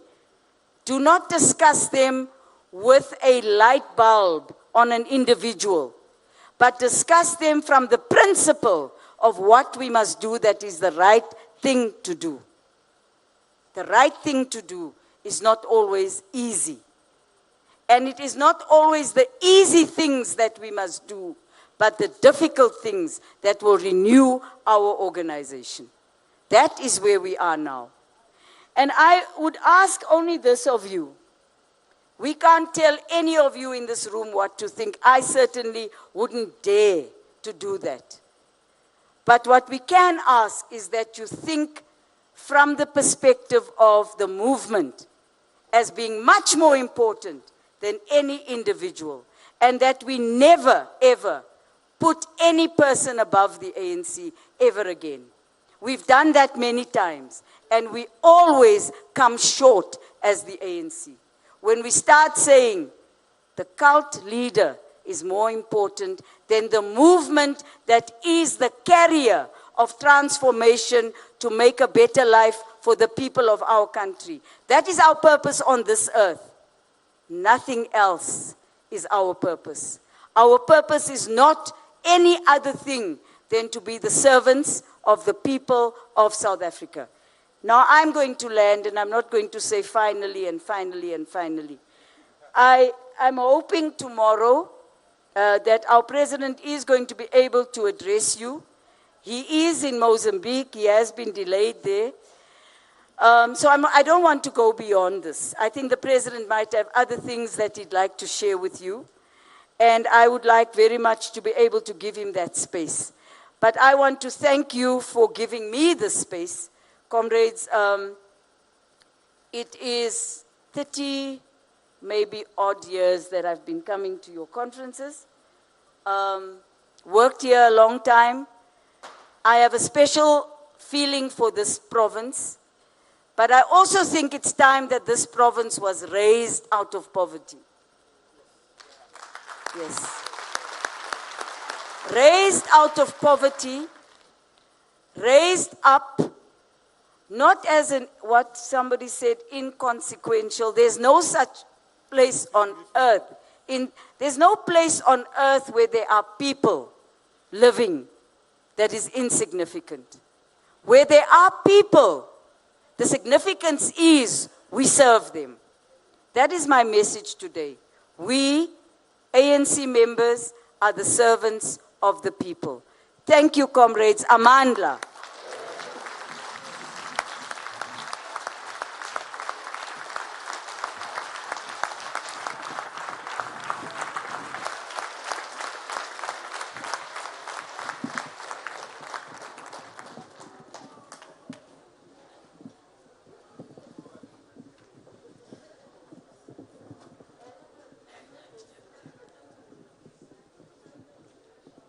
Viva, comrade DSG, viva! Viva, comrade DSG, viva! Viva, African National Congress, viva! All right, comrades, can we request Comrade Deputy Provincial Secretary, Comrade Moraping Lekweni, to table the rules and procedures for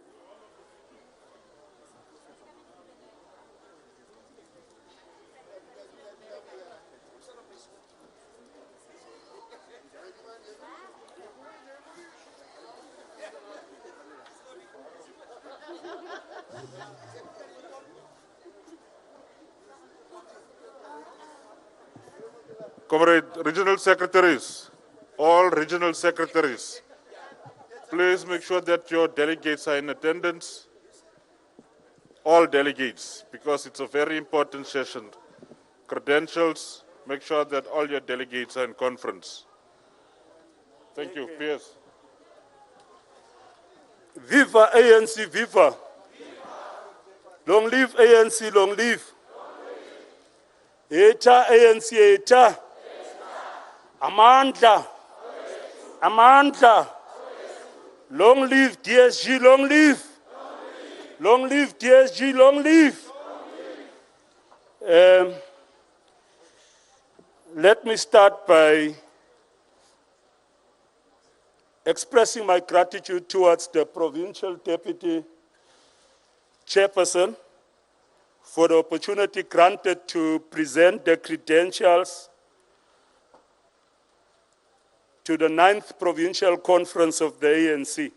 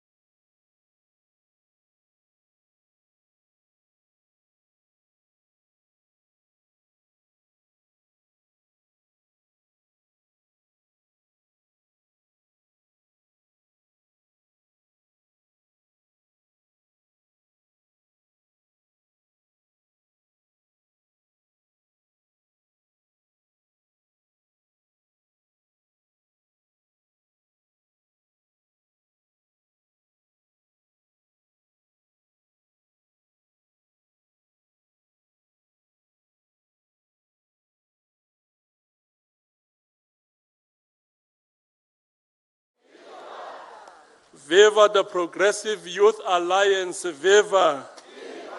Forward to ANC victory in the local government elections, forward. Amandla. Program Director, thank you very much for this opportunity. Let me take this opportunity, comrades, to greet all NEC members that are here, led by the Deputy Secretary General, Comrade Jesse Duarte, and as well as the NEC convener to the Northern Cape, Comrade Colin Mayine. The Deputy Secretary General has got a very difficult task to hold the fort whilst the organization is going through difficult times. James Talata, who was the Secretary General of the ANC in 1936, said that the responsibility of Secretary Generals is to live for the organization and ensure that the organization is in good shape. So, Comrade Jesse, as the Deputy Secretary General, you've got a difficult task to ensure that the African National Congress is in good shape. And as the Northern Cape province, a province that has got history of working with you, we've got full confidence in your capabilities to ensure that the ANC in the country is in good shape. We don't doubt your capabilities. Let me also greet the PEC members who are here, the Regional Executive Committee members. Most of our Regional Executive Committee members are newly elected, except for John Taulo Khaitsi. Can we give them also a nice round of applause? All these regional executive committees are less than a man. And I think we'll have to thank them for being able to marshal, mobilize delegates that have been nominated in branches to be part and parcel of the 9th Provincial Conference. Our branch leaders who are here, all branch leaders in the Northern Cape are newly elected, isn't it? Because as part and parcel of our preparations to this provincial conference, we had BBGMs. ANC is using difficult acronyms now. It's BBGMs. When we went to court, the judge had to be explained to. He said, everybody talking about the BBGM. What is a BBGM? So we had to explain to the judge what a BBGM is. But can the branch executive committees, the newly elected, also give themselves a nice round of applause? We've got the leadership of the Tripartite Alliance. Let me also greet them.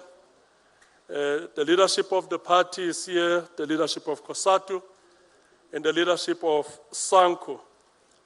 We also received their messages of support, and we are deeply grateful about the positive appraisal which was contained in those messages. We also have the leadership of the leagues, the coordinator of the convener, the provincial convener of the ANC Women's League presented the report, presented the message of support. And the convener of the ANC NYTT presented the message on behalf of the ANC Youth League. So what that means is that we've got leagues which don't have structures. That's what it means. I think as this conference, we should give ourselves a task that by the end of this year, we should not be sitting with conveners and coordinators in our structures. We must have properly elected leadership in those structures. And let me also greet the leadership of the Progressive Youth Alliance. We've got the leadership from the YCL, COSAS, and SASCO, and also greet the faith-based leaders who are here, the ANC chaplaincy. It's here. I think this time around we've got a very active chaplaincy of the movement. There's no event, no congregation of the movement that takes place without the chaplaincy. And I think we need to give our faith-based leaders who are leading our chaplaincy. For the first time, we've got provincial chaplain, we've got regional chaplains, and I know they were busy establishing sub-regional chaplaincies, which will be working directly with sub-regional structures. We need to give them a nice round of applause for that. And we've got the leadership of Contralesa, our traditional leaders in the province who are always combat ready to work with the leadership of the ANC, both in the province and the regions. They are also here. Let me pass our greetings on behalf of the PEC. And most importantly, our branch delegates who are here. Because without branch delegates, there is no provincial conference. That is the reason why the ANC Constitution prescribes that 90% of the voting delegates at a conference should be branch delegates. So this is your conference. All of us here on stage, we can decide to leave here, singale, and decide to leave. But the conference will go on as long as branches are here. But if all these branch delegates decide to leave, there is no conference. So what that means, this is your conference as the branch delegates. Without you, there is no provincial conference. So, Comrade Chair, let me start by welcoming all of you to this 9th Provincial Conference of the ANC in the Northern Cape, which is hosted by the Namakwa region. This is the 2nd Provincial Conference to be convened in this region. The first was in 2002, and that conference is popularly known as the Concordia Conference. I'm certain most of you can remember it. In 1998, the PEC took a decision to rotate all provincial conferences. And I must say it, I'm impressed that all RECs in the province took a similar decision of rotating regional conferences. The 2004 Provincial Conference was at Kimberley in Francisbart. 2007 was at Moshaweng in John Taulo Khaitsiwe. I'm certain most of us, we don't want to remember that conference. The Moshaweng Conference. It was for the first time we had a provincial conference in the province, Comrade DSG, where we had leaders from other provinces who visited our province and they were running op centers of factions here in the province. And in 2012, we had our provincial conference in Uppington, ZF Mkawu region. 2017 conference, which was the last conference we had, it was in Colesberg, Pixlika region. Today we are in Springbok, in Namakwa region, and in 2025, we will be in Francisbart.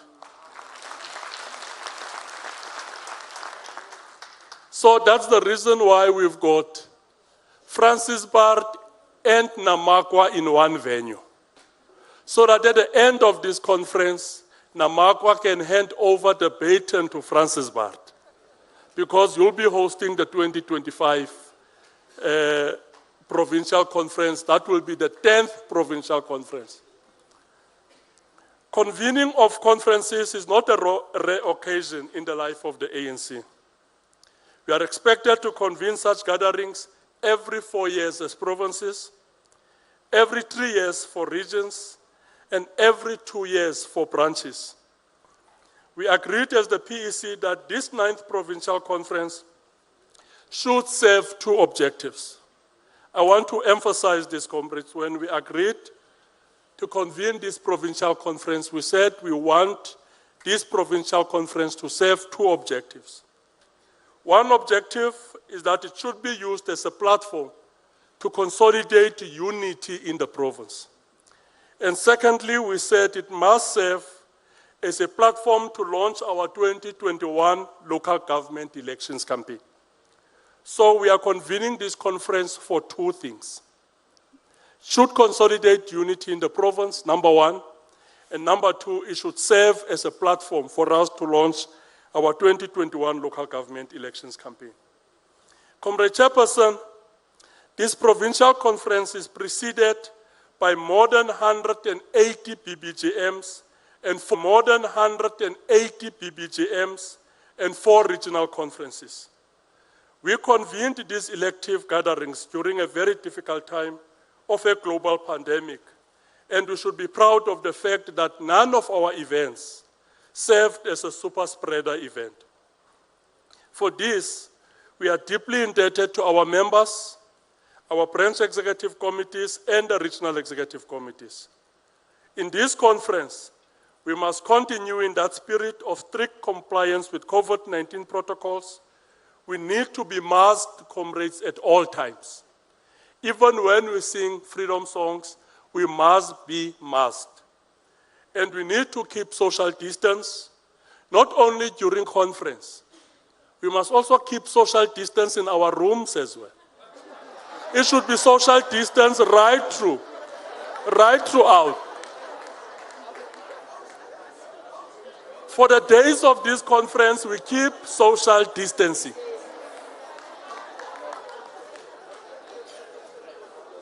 And you must take that to heart, comrades. And also, we need to sanitize regularly.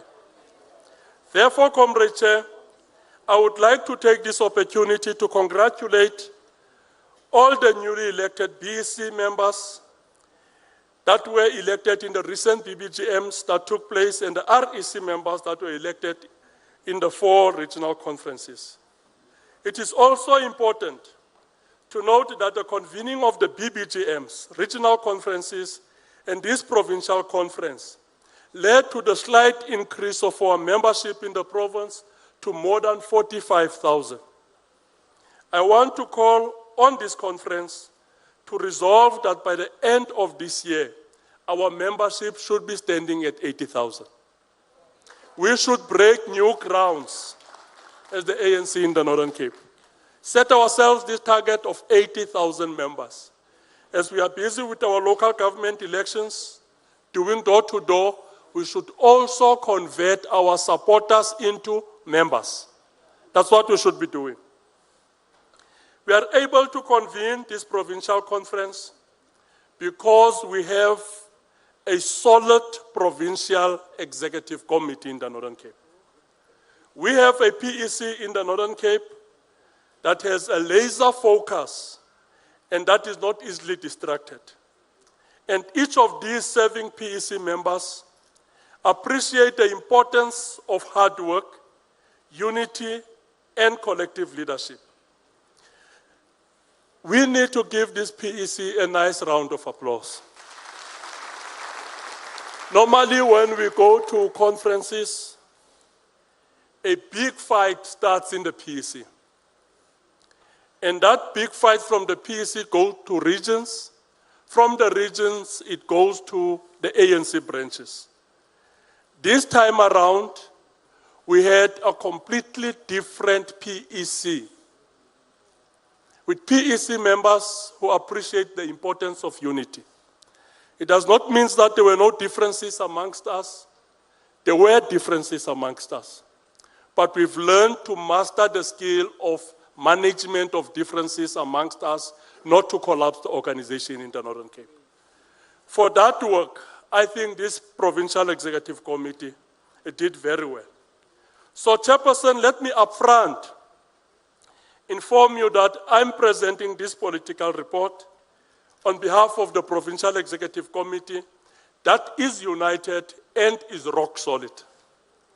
It is unfortunate that from the PEC collective that was elected at the 8th Provincial Conference, we lost the following comrades: Comrade Mosela Mate, we lost Comrade Roy Olaine, we lost Comrade Elizabeth Mabisto Manopule, we also lost Comrade McCollum Jack, and Comrade Nombulelo Hermanas. As the province, we started in 2020 by hosting the whole country in Kimberley for our movement's 108th anniversary celebration. By then, none of us could have imagined that our country will be changed so drastically by a global pandemic. When COVID-19 hit our shores in 2020, it disrupted all aspects of our lives. We lost loved ones, we lost livelihoods, we lost schooling days, municipalities lost revenue incomes, places of worship closed, we lost time with relatives and many other life-fulfilling opportunities. The virus had a devastating impact on all of us. The 6th ANC administration waged a spirited battle against COVID-19. Our response as the country is acclaimed as amongst the best in the world. The country was locked down at the right time. The public health response capacity was ramped up. The expansion of the social security net to cushion the poor was expanded. Extensive distribution of water tanks to areas with no water infrastructure. Our response to the pandemic was quick and measured. I think the administration of Comrade Cyril Ramaphosa deserves a nice round of applause for that. As the country, Comrade Chair, we went through the first and the second wave, and now there are prospects of a substantial surge in the next few months, building into a third wave. It is during such difficult times that as the country we show our unmatched resilience, and the call is for leadership to rise to the occasion. Many South Africans pin their hopes on the ANC government, and we dare not fail them. We should survive this global health crisis without massive loss of life. We are going through uncharted waters. So there is a great demand to demonstrate ourselves as a capable organization. We are put to test like never before, and we need to respond appropriately. Our immediate battle is to put the virus under control and ultimately defeat it. Putting the virus under control means basically 5 things. Number 1 is that we have to ensure that the transmission rate is low. Number 2, we have to significantly reduce fatalities. Number 3, we have to ensure that we have above 90% recovery rate. And number 4, we'll have to ensure that there is less demand on hospital beds. Those are the 4 things that we need to immediately do in order to ensure that we put the virus under control. But what will also assist and strengthen our approach is to ensure that there is significant increase in the rollout of the vaccination program. I saw DSG, you vaccinated this week. Yes, and I think that is very much important for leaders to vaccinate so that we can deal with vaccine hesitancy that is there. There are people who still feel that these vaccines are your DNA, dear Makarma, Kalasaldetifati, but leaders should come to the fore, vaccinate in order to encourage South Africans to be vaccinated. It is only when we are relatively in control of the virus that we can fully integrate people to their normal lives and fully start with the implementation of the economic reconstruction and recovery plan, which involves sustaining businesses, creation of more job opportunities, strengthening the economy, and massive rollout on infrastructure projects. So, Comrade Chairperson, the call to all delegates in this 9th Provincial Conference is to be extra vigilant and strictly adhere to the non-pharmaceutical intervention measures. By ensuring that we are masked at all times, I want to repeat it, we keep social distance at all times, and we sanitize regularly. Comrade Chair, the hold of COVID-19 on our lives and the socio-economic hardship that visited the country and the province explains the captivating theme of our 9th Provincial Conference. The theme for our 9th Provincial Conference is unity, renewal, and reconstruction in the year of Charlotte Maxeke. And this was the same theme which was used for all the 4 regional conferences. I think I have to thank the Deputy Secretary General, Comrade Jesse, for having expatiated and explained the importance of this theme, about what kind of unity are we talking about? What are we speaking of when we speak of renewal, and what reconstruction in the year of Charlotte Maxeke means? On the 7th of April, Charlotte Maxeke would have turned 150 years. She died on the 16th of October, 1939. Her life was fully dedicated to the struggles of the people of this country against colonialism, and she never betrayed the cause of freedom. All of us, when we speak about the life of Charlotte Maxeke, we speak about her life with pride, because she never betrayed the cause of freedom. During those difficult times, which marked the intensification of colonial onslaught on the black majority, Mayor Charlotte Maxeke stood firm against colonial injustices and oppression of black people. That was the struggle of her generation. The question that we have to ask ourselves is whether what is the struggle of this generation of ours? This is the question that this conference must respond to, and later during this address, I will reflect on this matter. Chairperson, we are hosting this conference during the month of May. This month has a historical significance in the political calendar of the ANC. It marks the birthday of the establishment of the Organization of African Unity, which was on the 25th of May, 1963. It also marks the birthday of our country's constitution and the birthday of Walter Sisulu, Tumanokwe, and Josh Love. 25 years back, on the 9th of May 1996, the National Assembly approved the new constitution. That was a moment of great rebirth for the country and the continent, as well as the world. I therefore hope that this provincial conference will also mark a moment of rebirth for our province by taking resolutions and electing leaders that will ensure that we have a stronger ANC, a united ANC, a dynamic ANC, a caring ANC, and a progressive ANC. As I have already stated, Chair, May month also marks the birth of Walter Sisulu and Tumanokwe, who both served as Secretary Generals of the ANC. At 36 years, Comrade Walter Sisulu became the 9th Secretary General of the ANC between 1948 and 1955, and was born on the 18th of May, 1912. At 31 years, Tumanokwe became the 11th Secretary General of the ANC between 1958 and 1969, and he was born on the 13th of May, 1927. Both were very young Secretary Generals of the movement during very difficult and challenging times of our organization.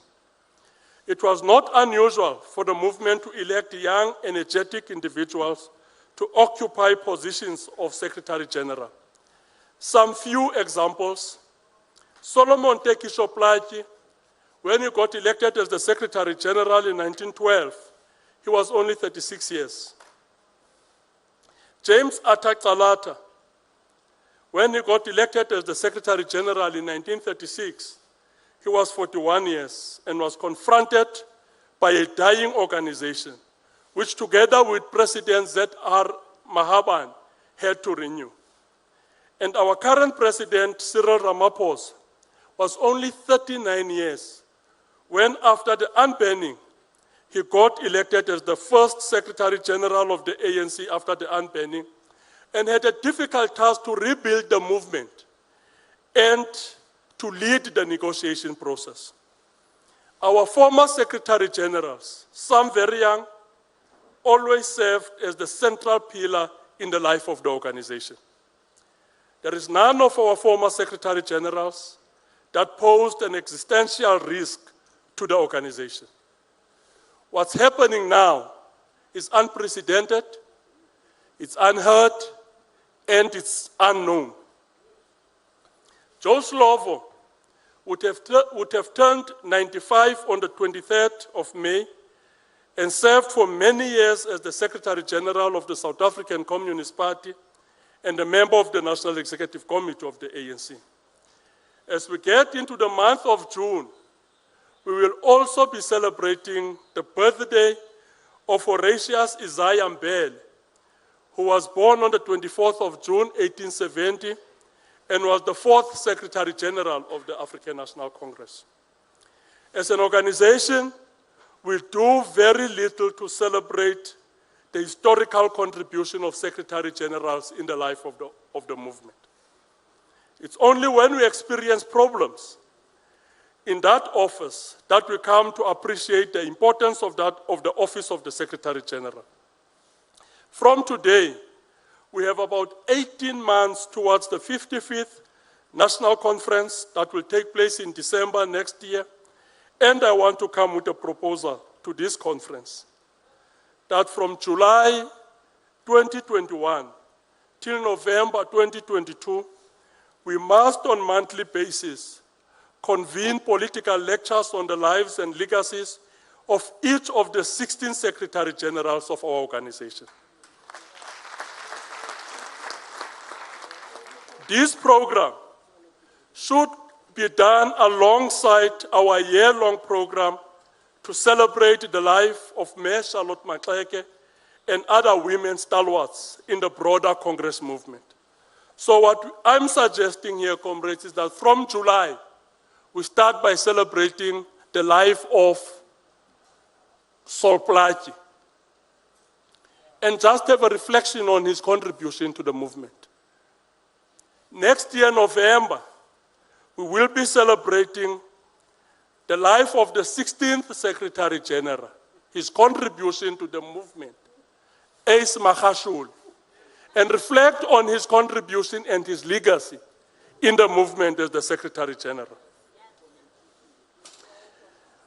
As the Secretary General's comrades, both Walter Sisulu and Duma Nokwe worked very hard and close with then-serving presidents to build a strong and united ANC with the capacity to confront the apartheid onslaught. They worked very closely with the then presidents because they fully appreciated the fact that the president, who is the head of the organization, and the Secretary General, who is the head of the administration, constitutes the center of gravity in the work of the organization. I'm certain you all know, if you go to a branch and the branch chair and branch secretary are fighting,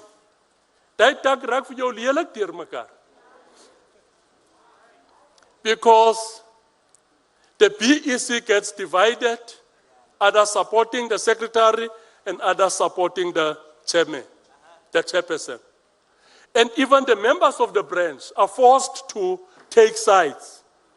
Then you go to a branch, you find members of the branch who belong to the secretary and members of the branch who belong to the chairperson.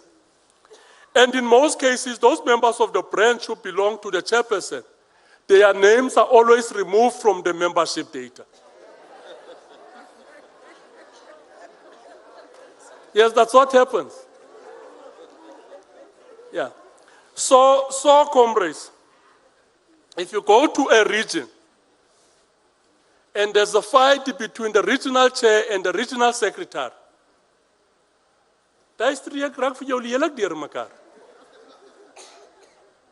branches have to choose which branches support the secretary and which branches support the chair.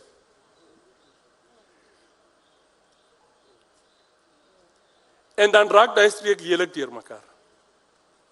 you get into the REC, there is ongoing fights. The REC can't sit. When the REC sits, it just gets collapsed. Because the chairperson and the secretary constitutes the gravity of the organization. If myself and Deshi were fighting now, this provincial conference would have been collapsed, just like the regional conference of JTG. It would have been collapsed. It would have been collapsed because you would have been divided, those who support the provincial secretary and those who support the provincial chair. And you come here now as delegates. When you see, some would insult me and some would insult Comrade Dash. And that's what we've been brought up in. Divisive conferences, which are characterized by insults. And when we come to such a conference, it becomes very abnormal. Something is just missing here. It's missing because we are not used to such conferences. Something is missing here because we are not fighting. So we'll have to appreciate, comrades, the leadership in the 4 other regions where we had our regional conferences. In all 4, because as the PEC, we made it our task to engage the former leaders of those regions. And we made a plea to them that these regional conferences should serve as a platform to consolidate unity. And number 2, we must prepare ourselves for the local government elections. And in all 4 regional conferences that took place, there was no leadership contestation.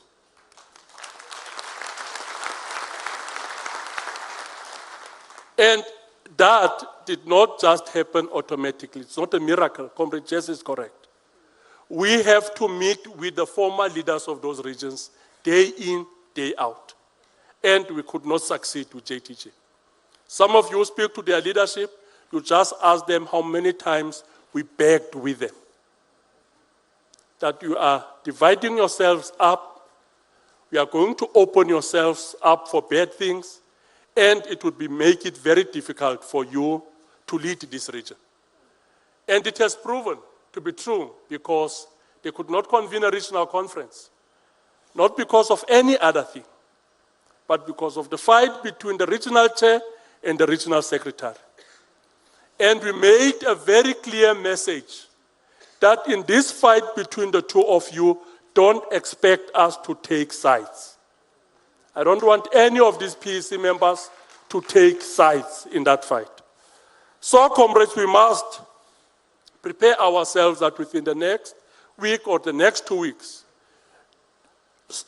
JTG must go to a regional conference.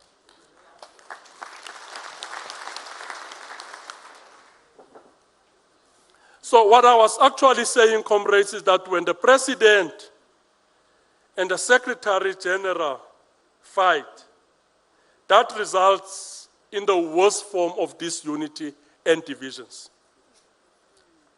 The ANC has an unmatched history of Secretary Generals who appreciated the centrality of their role to keep the organization together. I therefore hope that the spirit of Walter Sisulu and Duma Nokwe will guide our engagements in this 9th Provincial Conference.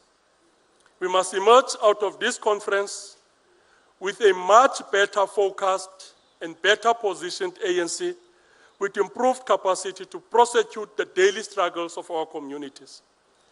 The Secretary Generals are full-time because they are the first line of defense.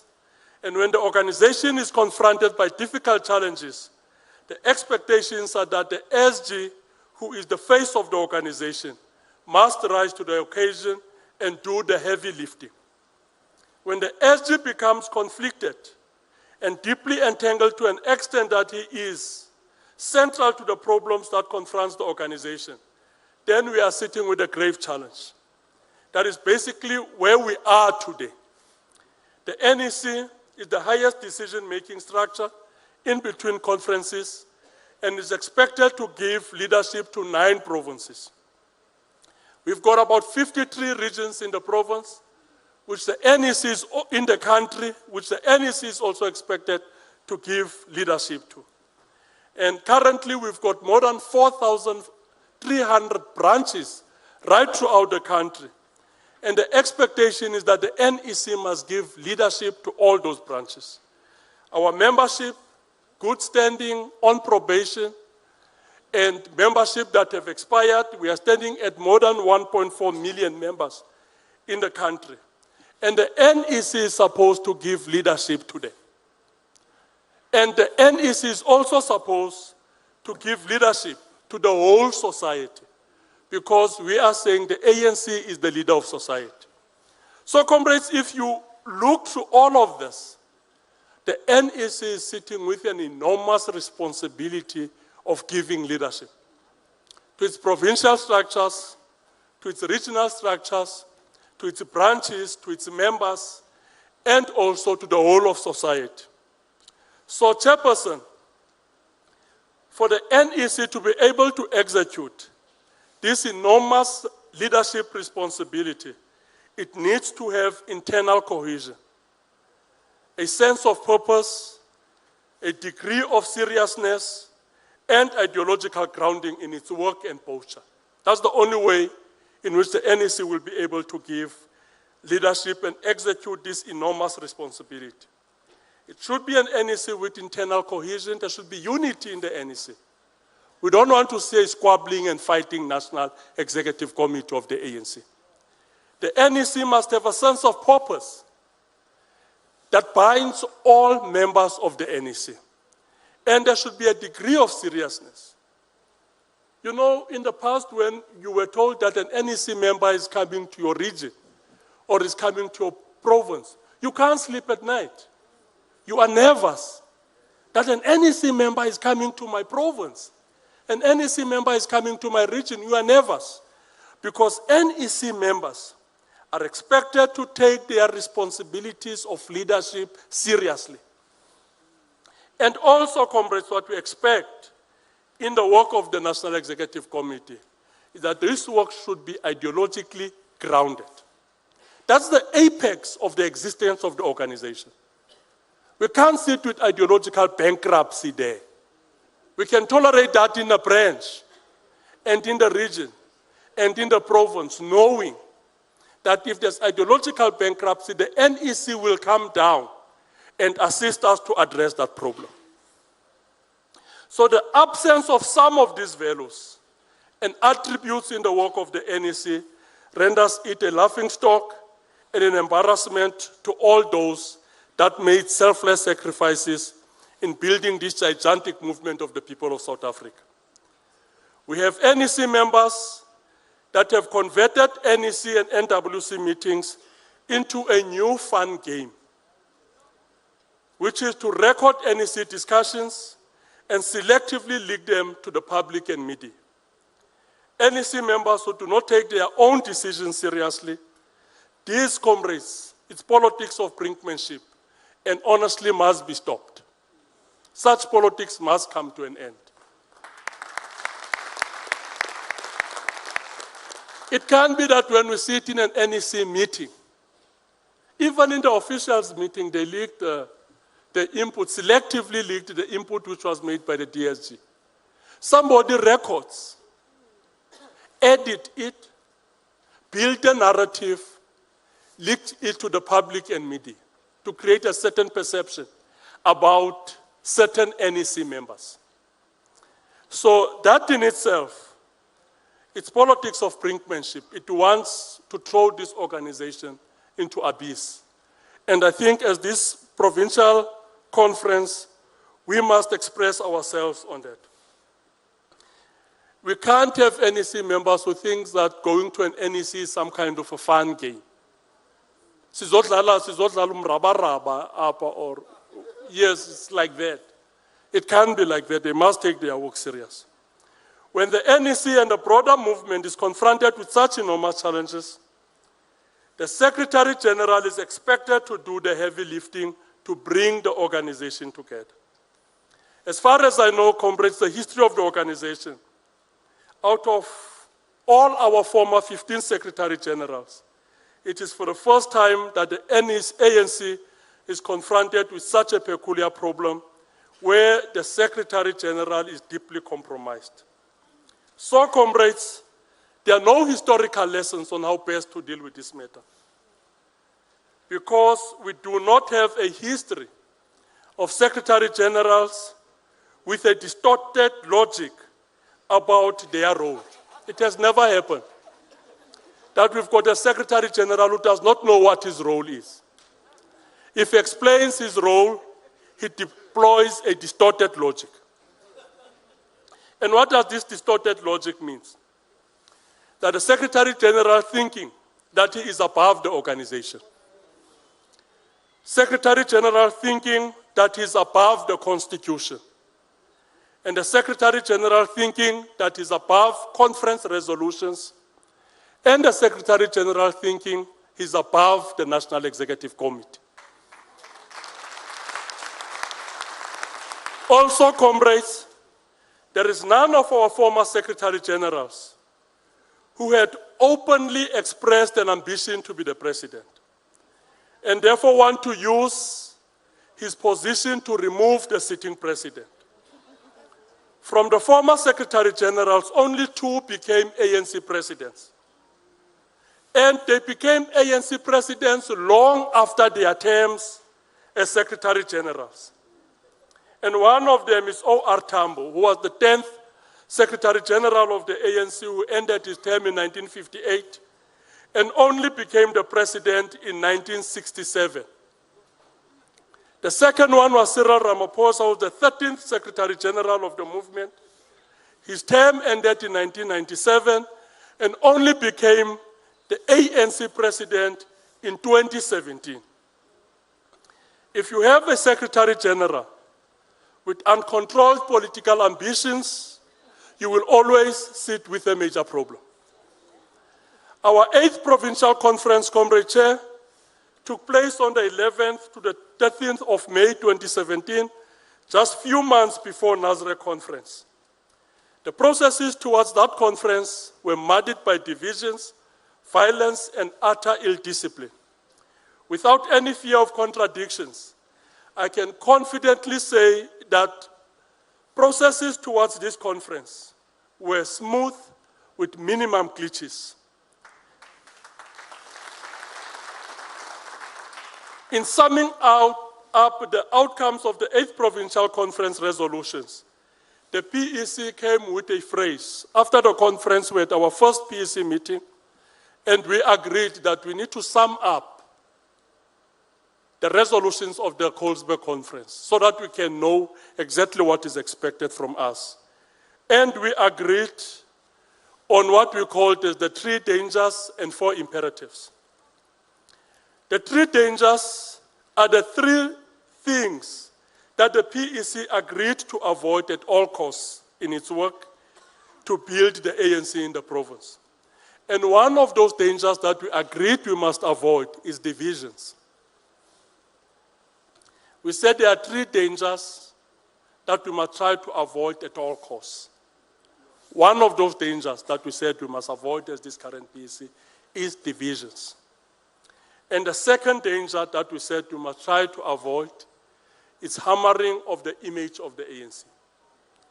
And the third danger that we said we must avoid is the vast socio-economic inequalities in the province, which is accompanied by high levels of unemployment and high levels of poverty. So we identified these 3 dangers. We said in whatever we do, as this Provincial Executive Committee, we should not cause divisions within our ranks. We should not destroy the pristine revolutionary image of our organization. And we said we should try by all means, with everything within our might, to address the issue of high levels of unemployment and high levels of inequality. The PEC committed itself to fight politics of divisions to ensure that there is a semblance of unity in the province. Over the past 4 years, we embarked on a sustained program for unity. We visited all regions and met with all regional executive committees and branch executive committees to communicate our vision on building unity in the province. Building unity, comrades, it's not an event, but a difficult and protracted process that must be patiently sustained over a very long period of time. I think that is what the DSG also informed us about. Our efforts are starting to yield positive results. The PEC remains committed to liquidate divisions within the ranks of the ANC in the Northern Cape. Towards the Colesberg Conference, the ANC in the country was going through difficult times. The revolutionary character of the ANC was sullied by allegations and perceptions of state capture, which were punctuated by daily allegations of runaway corruption. This situation was further compounded by the fierce leadership contestation towards the 54th Nasrec National Conference. The integrity of the ANC took a serious battering. Hence, the Colesberg Provincial Conference resolved that in the Northern Cape, we must do everything within our powers to salvage the image of the movement. We can report, without any fear of contradictions again, that this PEC did nothing in the past 4 years that injured the integrity of the ANC. We were confronted with difficult organizational questions, but in resolving them, we always sought solutions that contribute in enhancing the image of the movement. For example, the mature manner in which the PEC dealt with the cabinet reshuffling in the province was highly commended and applauded by all, including the ANC national officials. Comrade Chairperson, South Africa and the province have high levels of income inequality, which are punctuated by high levels of unemployment. More than 40% of the province population does not know where their next meal will come from. We resolved in our last provincial conference and the 54th National Conference to embark on a program of radical socio-economic transformation. The DSG, Comrade Jesse, was correct. Radical socio-economic transformation is our policy. And in all our areas of deployment, it becomes our responsibility to ensure that these policies get implemented. As the delegates to this conference and as provinces, we should be very much impatient with the implementation of radical socio-economic transformation policies. We should not be scared to ask, where is the state pharmaceutical company? We should not be scared to ask that. We should not be scared to ask, when is this expropriation of land without compensation going to take place? Should not be scared to ask about that. We should also not be scared to ask, when are we going to expand the mandate of the Reserve Bank to also focus on issues of job creation and unemployment in this country? We should not be scared to ask those things. So, comrades, we should not be scared to ask, where is the state mining company that we agreed on in 2012 in Mangaung? Because these policies get appropriated by certain individuals who identifies with them, we run away from them. These are ANC policies, these are our policies. If there's any emblem on these policies, that emblem is the African National Congress and nothing else. These are our policies, and we'll have to ensure that they get implemented.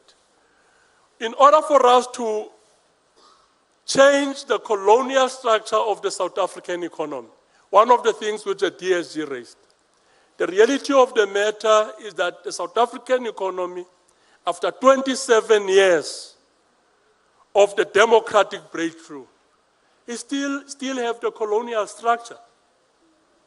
Still high levels of concentration. And these high levels of concentration, it's white. That is the reality that we are confronted with. So the ANC, as a revolutionary movement, will have to confront that question and deal with it as a disciplined force of the left. That is how we characterize ourselves. So we can't run away from this thing. We'll have to confront it and deal with it. The growth trajectory, comrades, that renders the province an extraction point for raw materials must come to an end, particularly in the agriculture, mining, and alternative energy sectors. We need to strengthen the manufacturing sector and other secondary economic activities to create more decent job opportunities in the province. With much greater focus and boldness, we can achieve these objectives that will serve as catalyst for economic growth and job creation. So in order for us, that's what history shows us. In order for us to change the colonial structure of the South African economy, to change the growth trajectory in the Northern Cape, where we serve as an extraction point, what we need is political forthrightness. We need political leadership with courage to do that. Without that, we are not going to be able to achieve that. We firmly believe that if the radical policy of expropriation of land without compensation is implemented with greater efficiency, it will contribute much in ensuring that the previously disadvantaged constitutes a critical layer in the economic mainstream of the country. To ensure a stable democracy, the ANC needs to urgently attend to the challenge of land hunger. And this challenge of land hunger, it's worse in the province. It's worse in the province. We occupy 90%, we occupy 30% of the landmass of this country. And land hunger here, with the research which was conducted by the Department of Agriculture and Land Reform, which was distributed, I think, about 4 or 5 years back. It's worse here in the Northern Cape. So this is one of the issues that, as the province, will have to put much greater pressure on the national government to ensure that we move with speed in the implementation of such policies. The 4 imperatives, comrades, I said we identified 3 dangers and 4 imperatives. We said one of those dangers is divisions. We must avoid them at all costs. Number 2, we said the second danger is the battering of the image of the movement. We must avoid that at all costs. We said the third danger is the high levels of socio-economic inequalities. We said we must try by all means to avoid it. But we identified 4 imperatives, which are the 4 things that the PEC committed to immediately work towards achieving. The 4 imperatives was, number 1, we need to build organic unity in the province. The second one of these imperatives is strengthening the political interface between the ANC and the provincial government. The third imperative that we've identified is fighting corruption. And the 4th imperative that we've identified, we said we need to ensure that we embark on a massive cadre development program. We dedicated the whole 4 years on the project of building unity in the province. The state of the ANC, now in the Northern Cape, it's much better than it was 4 years ago before the 8th Provincial Conference. This is because of the work and commitment of the PEC to build unity and strong organizational structures. Soon after the Colesberg Conference, we convened 4 regional conferences. The processes towards the 4 regional conferences were reasonably smooth. After the 4 regional conferences, we had to take our provincial delegation to the 54th National Conference of the ANC. The Northern Cape had the most united provincial delegation to the 54th National Conference. Because of the unity within our ranks, we made major strides as the province. What are the indications of unity in the movement? What are these strides that we have made? Number 1, the mature manner, we managed the 2019 list process. And I'm certain you all know that list processes, and particularly to the provincial legislature and our municipalities, are highly contested. They pose a risk of instability to the organization, and we managed our 2019 list process in a manner that united the ANC in the province. Number 2, our unprecedented performance with local government by-elections, winning more than 95% of all by-elections that took place over the past 4 years. I think we deserve a nice round of applause for it.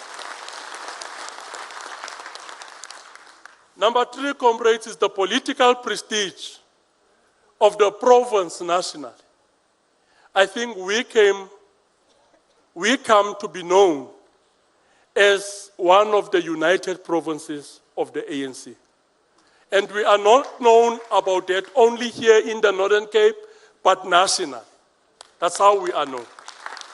That is the reason why we are now serving as some kind of a guinea pig with regard to the new membership system and the new conference guidelines.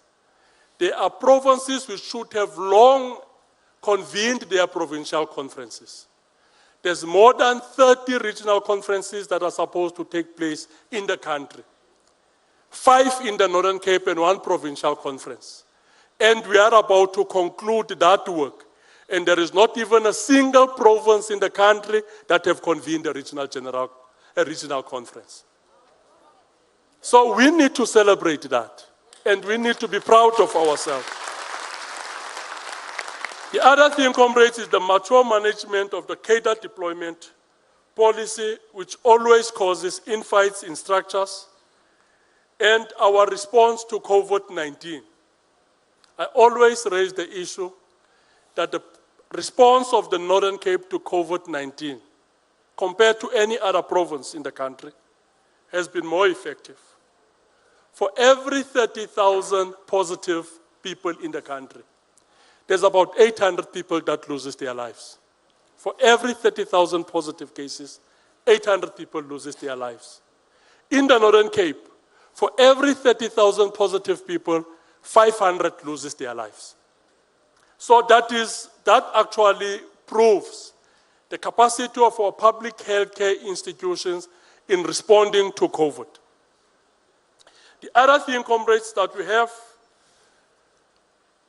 managed to achieve because of unity within our ranks is growth in our membership and the branches in good standing. There's a growth in our membership. There's also growth in our branches in good standing. And lastly, it is because of unity that we've got a coherent provincial government that does not fall prey to political opportunism. So we managed to achieve that, stabilizing the provincial government and ensure that the provincial government is not a playground, and we cushion it against political opportunism. There is much greater improvement on strengthening the interface between the ANC and the provincial government. Maintaining this relationship is very important, as all of us are deployees of the ANC, and our primary task is the implementation of the manifesto of the ANC. All of us, comrades, from the president, going to premiers, going to mayors, councillors, members of the provincial legislature, all of us, we are ANC deployees. And most of us, I always raise this issue, we must appreciate this rare opportunity that the ANC gives us in our lives. Some of us, we would have been garden boys. Some would have been working in the kitchen. And the ANC gives us these rare opportunities. And when the ANC gives us this opportunity, it just asks us for one thing: don't betray the cause of the people of this country. There's one thing which the ANC asks: do not betray the cause of freedom of the people of this country. The third imperative, comrades, that we identified as the PEC was fighting corruption in all its manifestations. The struggle of Charlotte Maxeke's generation was against colonialism and oppression of the black majority. And the struggle of this generation of ours is to fight the looting of the public purse. This is a very difficult battle, but worth fighting, as the levels of corruption put a blight on the ANC brand, and that poses an existential threat to the organization. Because of our efforts to fight corruption and wastage in the system, we made some appreciable progress in our management of the provincial finances. At the beginning of our term, The province faced a number of challenges relating to the weak fiscal discipline that resulted in an accumulated unauthorized expenditure amounting to 902 million and a negative closing bank balance amounting to 220 million. We were resolute as the sixth administration to improve the fiscal position of the province. I can report that we closed our bank balance for this financial year with a positive bank balance as the provincial government. And we managed to reduce our debt from 1 billion to 400 million rand. And we are able to do that. And we are able to do that because of our unwavering commitment to cut the wastage in the system. That's the only way we can do that. Comrade Chair, just about 6 months after our elections in 2017, we had to lead the Northern Cape delegation to the 54th National Conference. Because of the intensity of the contestation for leadership, Nasrec Conference was not an easy conference. Those of you who were there, you know that was not an easy conference. Everything was on a knife edge. We did not know who was going to win or who was going to lose. One can easily label Nasrec as a watershed conference because of the far-reaching implications of the decisions that the conference took. There are 3 urgent tasks from Nasrec. The first task that came from Nasrec is radical modernization of our organization. And the second task that came out of Nasrec is radical enhancement of the integrity of our movement. And the third task that comes out of Nasrec is radical socio-economic transformation. So, comrades, if you read the resolutions of Nasrec, you can distribute those resolutions into 3 boxes. The first box is that we need to radically modernize the African National Congress to be a modern 21st century organization. The second box, in which you can throw some of the resolutions taken in Nasrec, is a radical enhancement of our integrity as the organization. And the third box, comrades, is radical socio-economic transformation. All these 3 urgent tasks are interrelated, interdependent, and call on bold, focused, and courageous leadership. In order for us to implement all of these, we don't need a risk-averse leadership. If you look at the history of post-colonial societies and the struggles to change the colonial structure of those economies, you need bold leadership that's prepared to take a risk in order to ensure that they change the structure of the economy.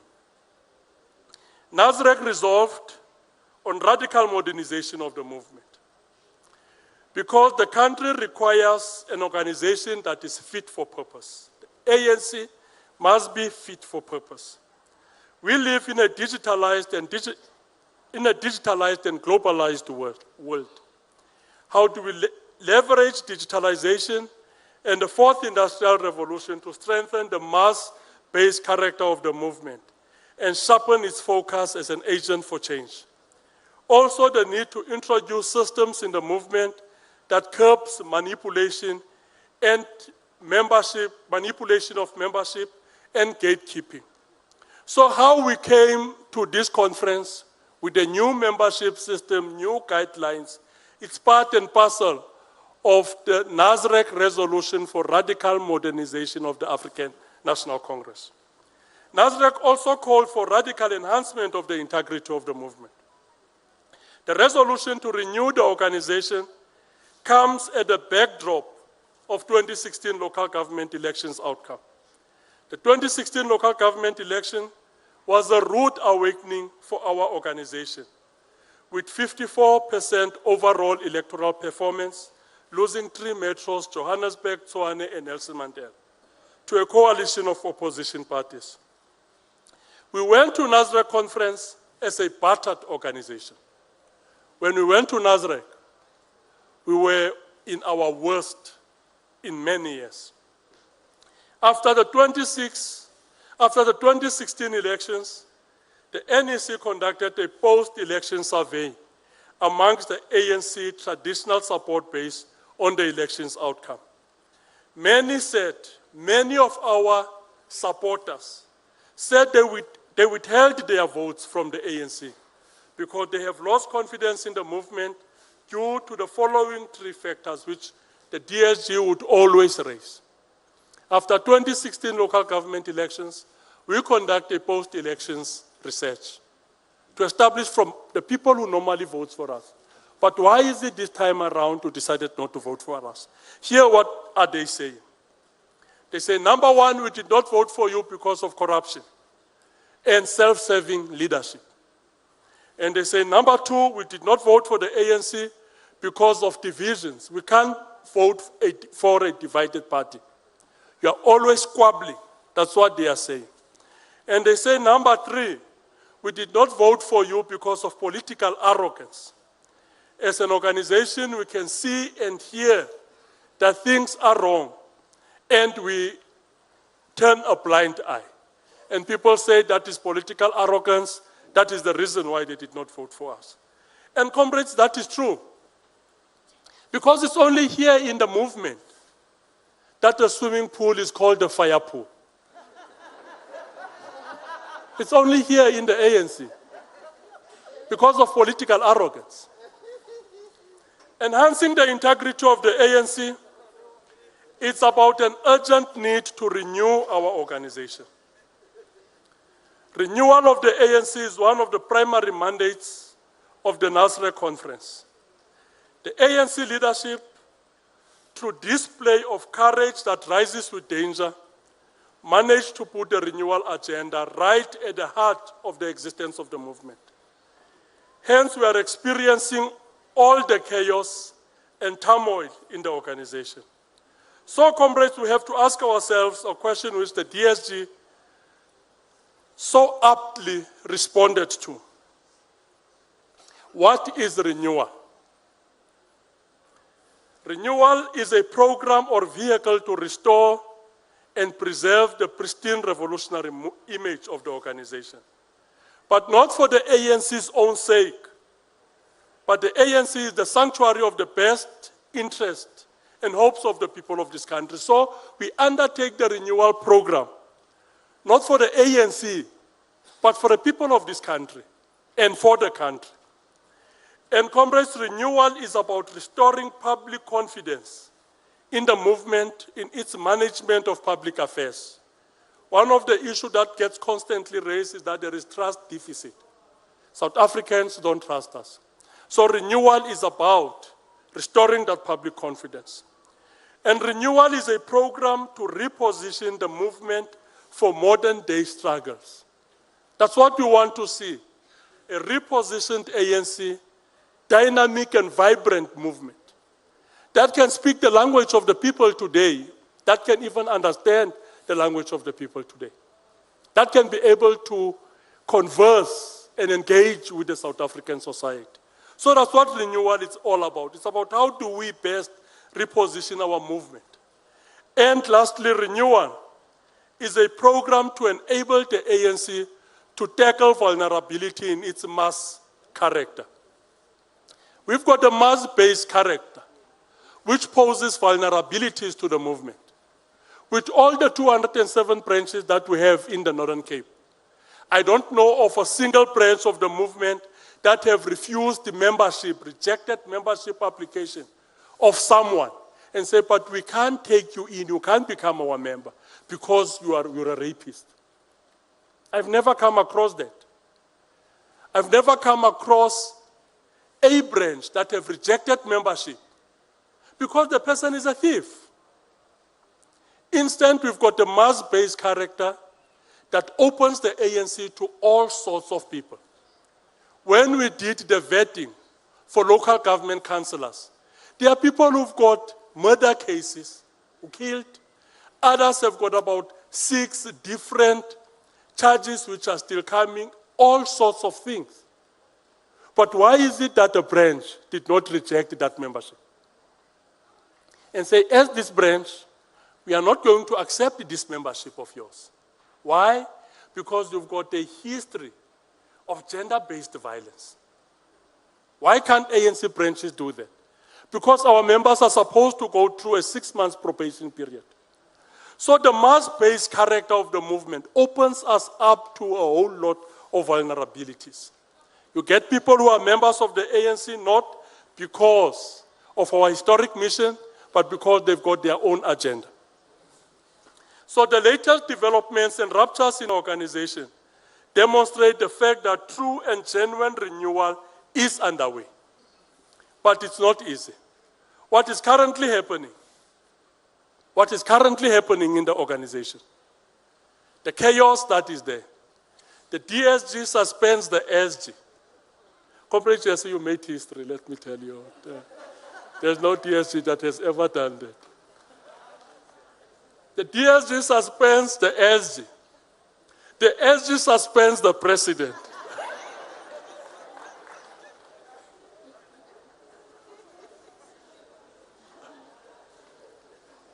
So we've got all of this happening because the renewal agenda is not an easy program.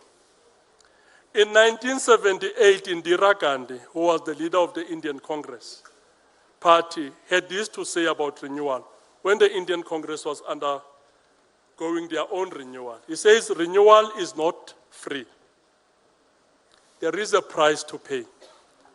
As those who are used to old wrong habits will oppose it. The price to pay is courage to endure pain and sometimes utter chaos. As you are holding the fort, Comrade Jesse, as the DSG, you will have to endure lots of pain. And you will have to endure utter chaos. Because renewal is not a walk in the park. All of us that are committed to the renewal agenda must have courage to endure the pain of renewal and the accompanying renewal chaos. These past few months, we all witnessed turbulence in the movement because there are leaders who are putting up spirited fight and pushback against the renewal agenda. And some of these leaders are plainly incapable of shame. This does not amount to irreconcilable ideological differences. What is irreconcilable, comrades, is whether looting the public purse is right or wrong. There's no irreconcilable ideological differences in the movement. The point of difference, which is irreconcilable, is whether it's right to steal from the public purse, stealing from the poor, or it's wrong. Our agenda to renew the organization can take one of two paths. It's either it can regress, taking the organization into political abyss, or leapfrog forward, presenting hope and confidence in the ANC. With the current developments on the step-aside resolution, the work of the Integrity Commission, the exposures which are there, the Zondo Commission, the unyielding, courageous, and decisive leadership, it is evident that the renewal program is moving forward and it's starting to reignite hope and confidence in the ANC. We are in a process of self-correction, and that strikes fear in the hearts of many people. We need to sustain this momentum of renewal with courage that rises with the fear, comrades. Step aside is fundamental to the renewal agenda. So an attack on step aside is a direct attack on renewal. And an attack on renewal is a direct attack on radical socio-economic transformation. Because a corrupt and unethical ANC cannot midwife, cannot bring about radical socio-economic transformation. So without renewal and an ethical organization, radical socio-economic transformation will remain will remain a stillborn. Comrade Chair, on Sunday, we will be on our way back home. And the most important question we have to ask ourselves is whether what would constitute our immediate tasks. I therefore want to suggest some of the few tasks that we must discuss in our different commissions. The first task, to continue with our work to consolidate unity in the province. And the second task is to invest extraordinary effort to strengthen the alliance relations in the province. The Congress movement is not complete without the other alliance partners. Hence, we need to work very hard to solidify our relationship with other alliance partners. Number 3, Comrade Chair, we need to strengthen the work of the leagues, and particularly the ANC Youth League. The challenges of the ANC Youth League rob the ANC of the much needed energy, particularly during the elections and by-elections. This also weakens the work of the Progressive Youth Alliance. Number 4, we need to respond to the plight of our former MK members, who most remain destitute, and we need to find ways to respond to this urgent challenge. Number 5, Chair, we need to prepare our structures for the 2021 local government elections. And number 6, we need to embark on a concerted program to strengthen the work of our branches and regions. Number 7, one of the things that we have to look into is to prepare the province for the forthcoming National General Council. There are those that are calling for an early conference, and the poignant message from this conference is that they must bring it on if they firmly believe that this leadership is not doing the right thing in order to ensure that we reposition our movement. Number 8, we need to intensify our program of building social cohesion, and particularly here in the province. There is a new phenomenon that is coming up. There is a new phenomenon that is coming up of categorizing ourselves in terms of regions and also in terms of our clans, in terms of our tribal groupings. We have to stop that. We have to stop that. I'm not Zamani Sol, the Xhosa provincial chairperson of the ANC in the Northern Cape. Bentley is not a deputy provincial, is not Bentley the colored deputy provincial chair of the ANC in the Northern Cape.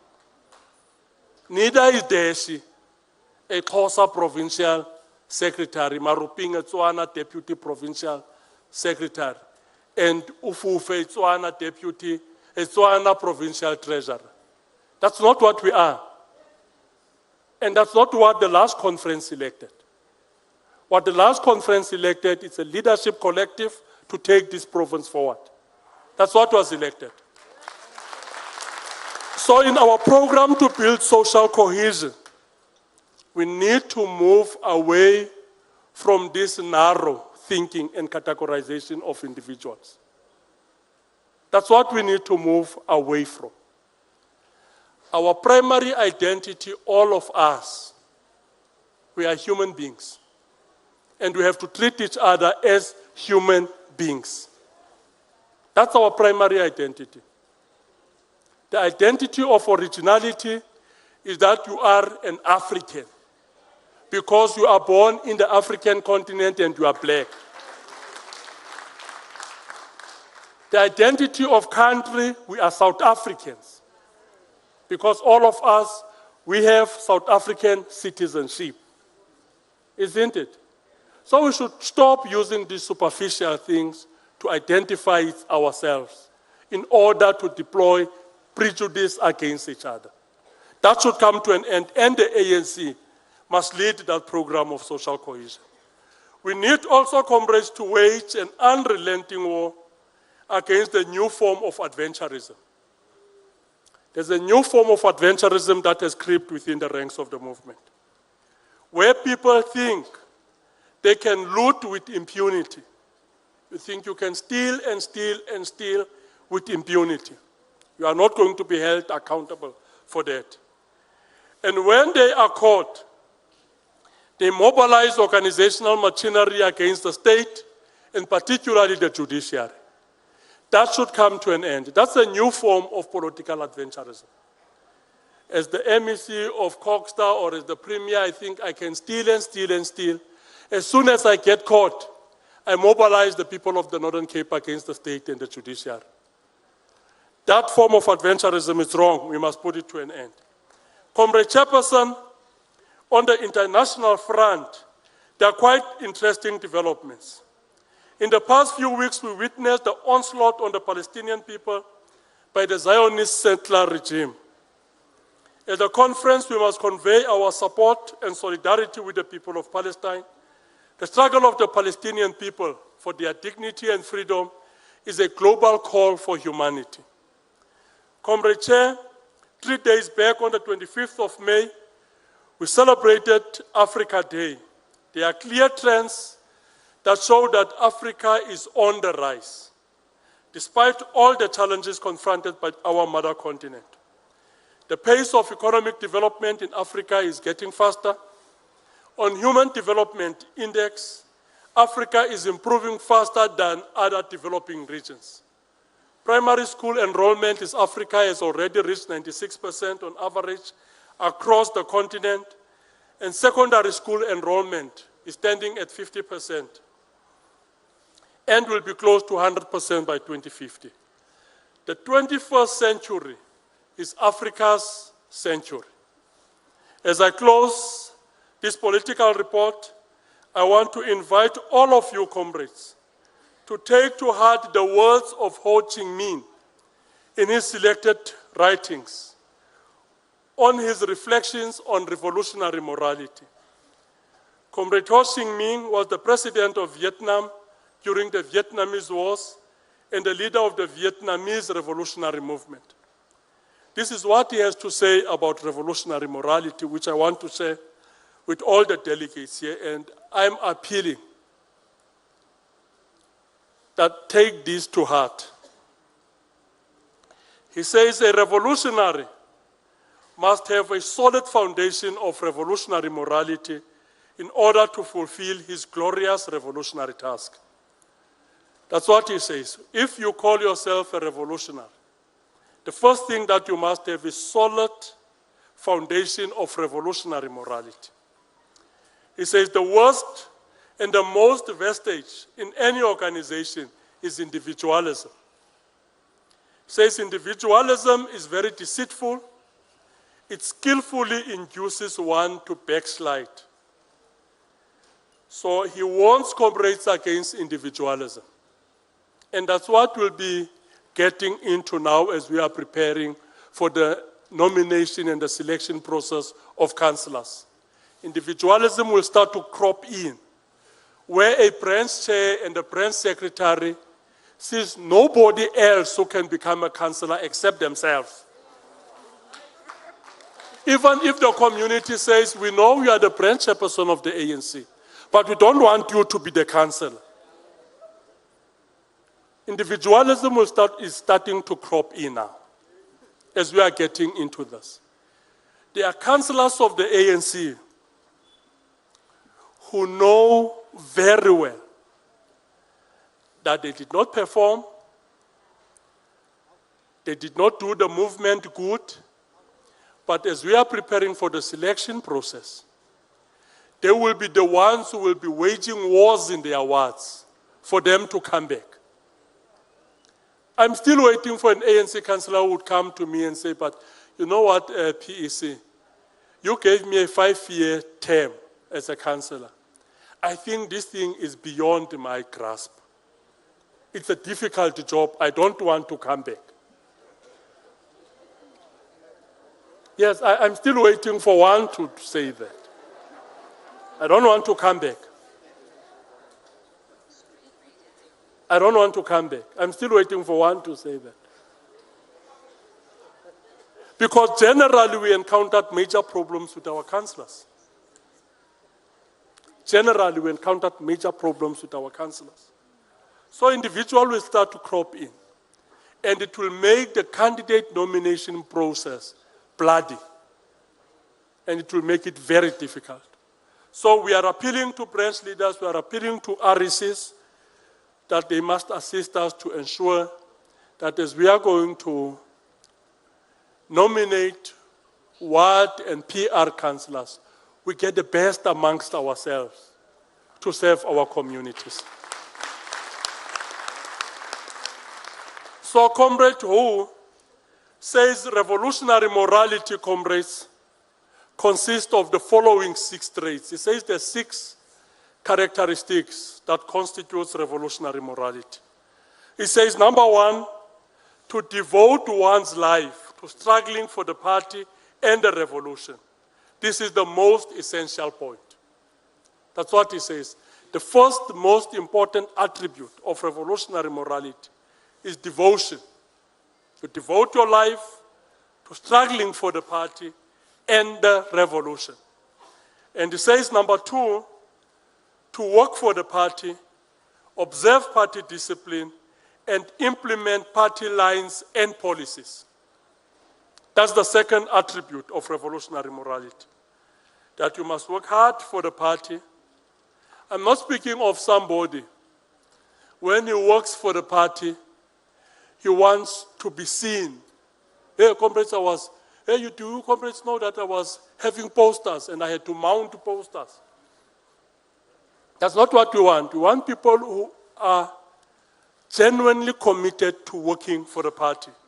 And he says, you must observe party discipline and implement party lines and policies. Number 3, he says, revolutionary morality is about to put the interest of the people and the party before and above one's own interest. You put the interest of the party not before one's interest. He says before and above one's interest. And number 4, he says revolutionary morality is to serve the people wholeheartedly. That's what it's all about. Not to serve the people with an agenda, but you must serve them wholeheartedly. Number 5, he says revolutionary morality is to struggle selflessly and be exemplary in every respect as a cadre of the movement. Says you must struggle selflessly when you engage in the work of the organization, and you must be exemplary in every respect. And number 6, which is the last attribute, he says revolutionary morality is to show honesty, integrity, uprightness, and total dedication in conducting duties of the public office. So what it actually says is that you need to be trusted, you must show honesty, thrift, and integrity. As the PEC Comrade Chair, we wish that in your deliberations, you will take policy decisions that will propel our movement forward, and also that you will elect a leadership collective that will uphold the values of unity and hard work. With the difficult struggles ahead in this province, we need leaders that are hardworking with unquestionable commitment to the organization and the people of the country. Amandla, viva ANC, viva!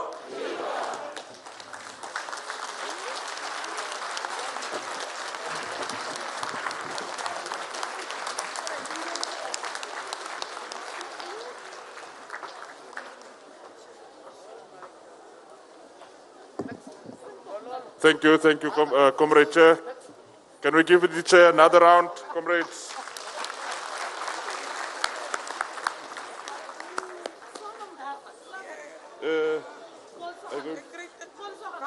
Comrade Kolswa, can you lead us in a revolutionary song?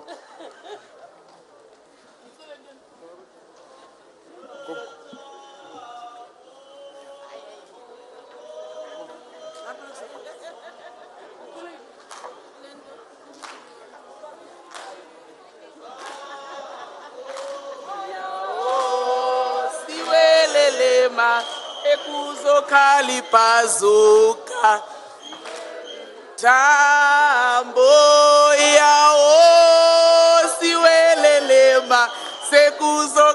khalipazuka siwe sifikile thina bafana bomkhonto khalipazuka siwe sifikile thina bafana bomkhosi kuzokhalipazuka iyothambo yawo siwelelema sekuzokhalipazuka thambo yawo siwelelema sekuzokhalipazuka sesifikile thina bafana bomkhonto sekuzokhalipazuka siwelele.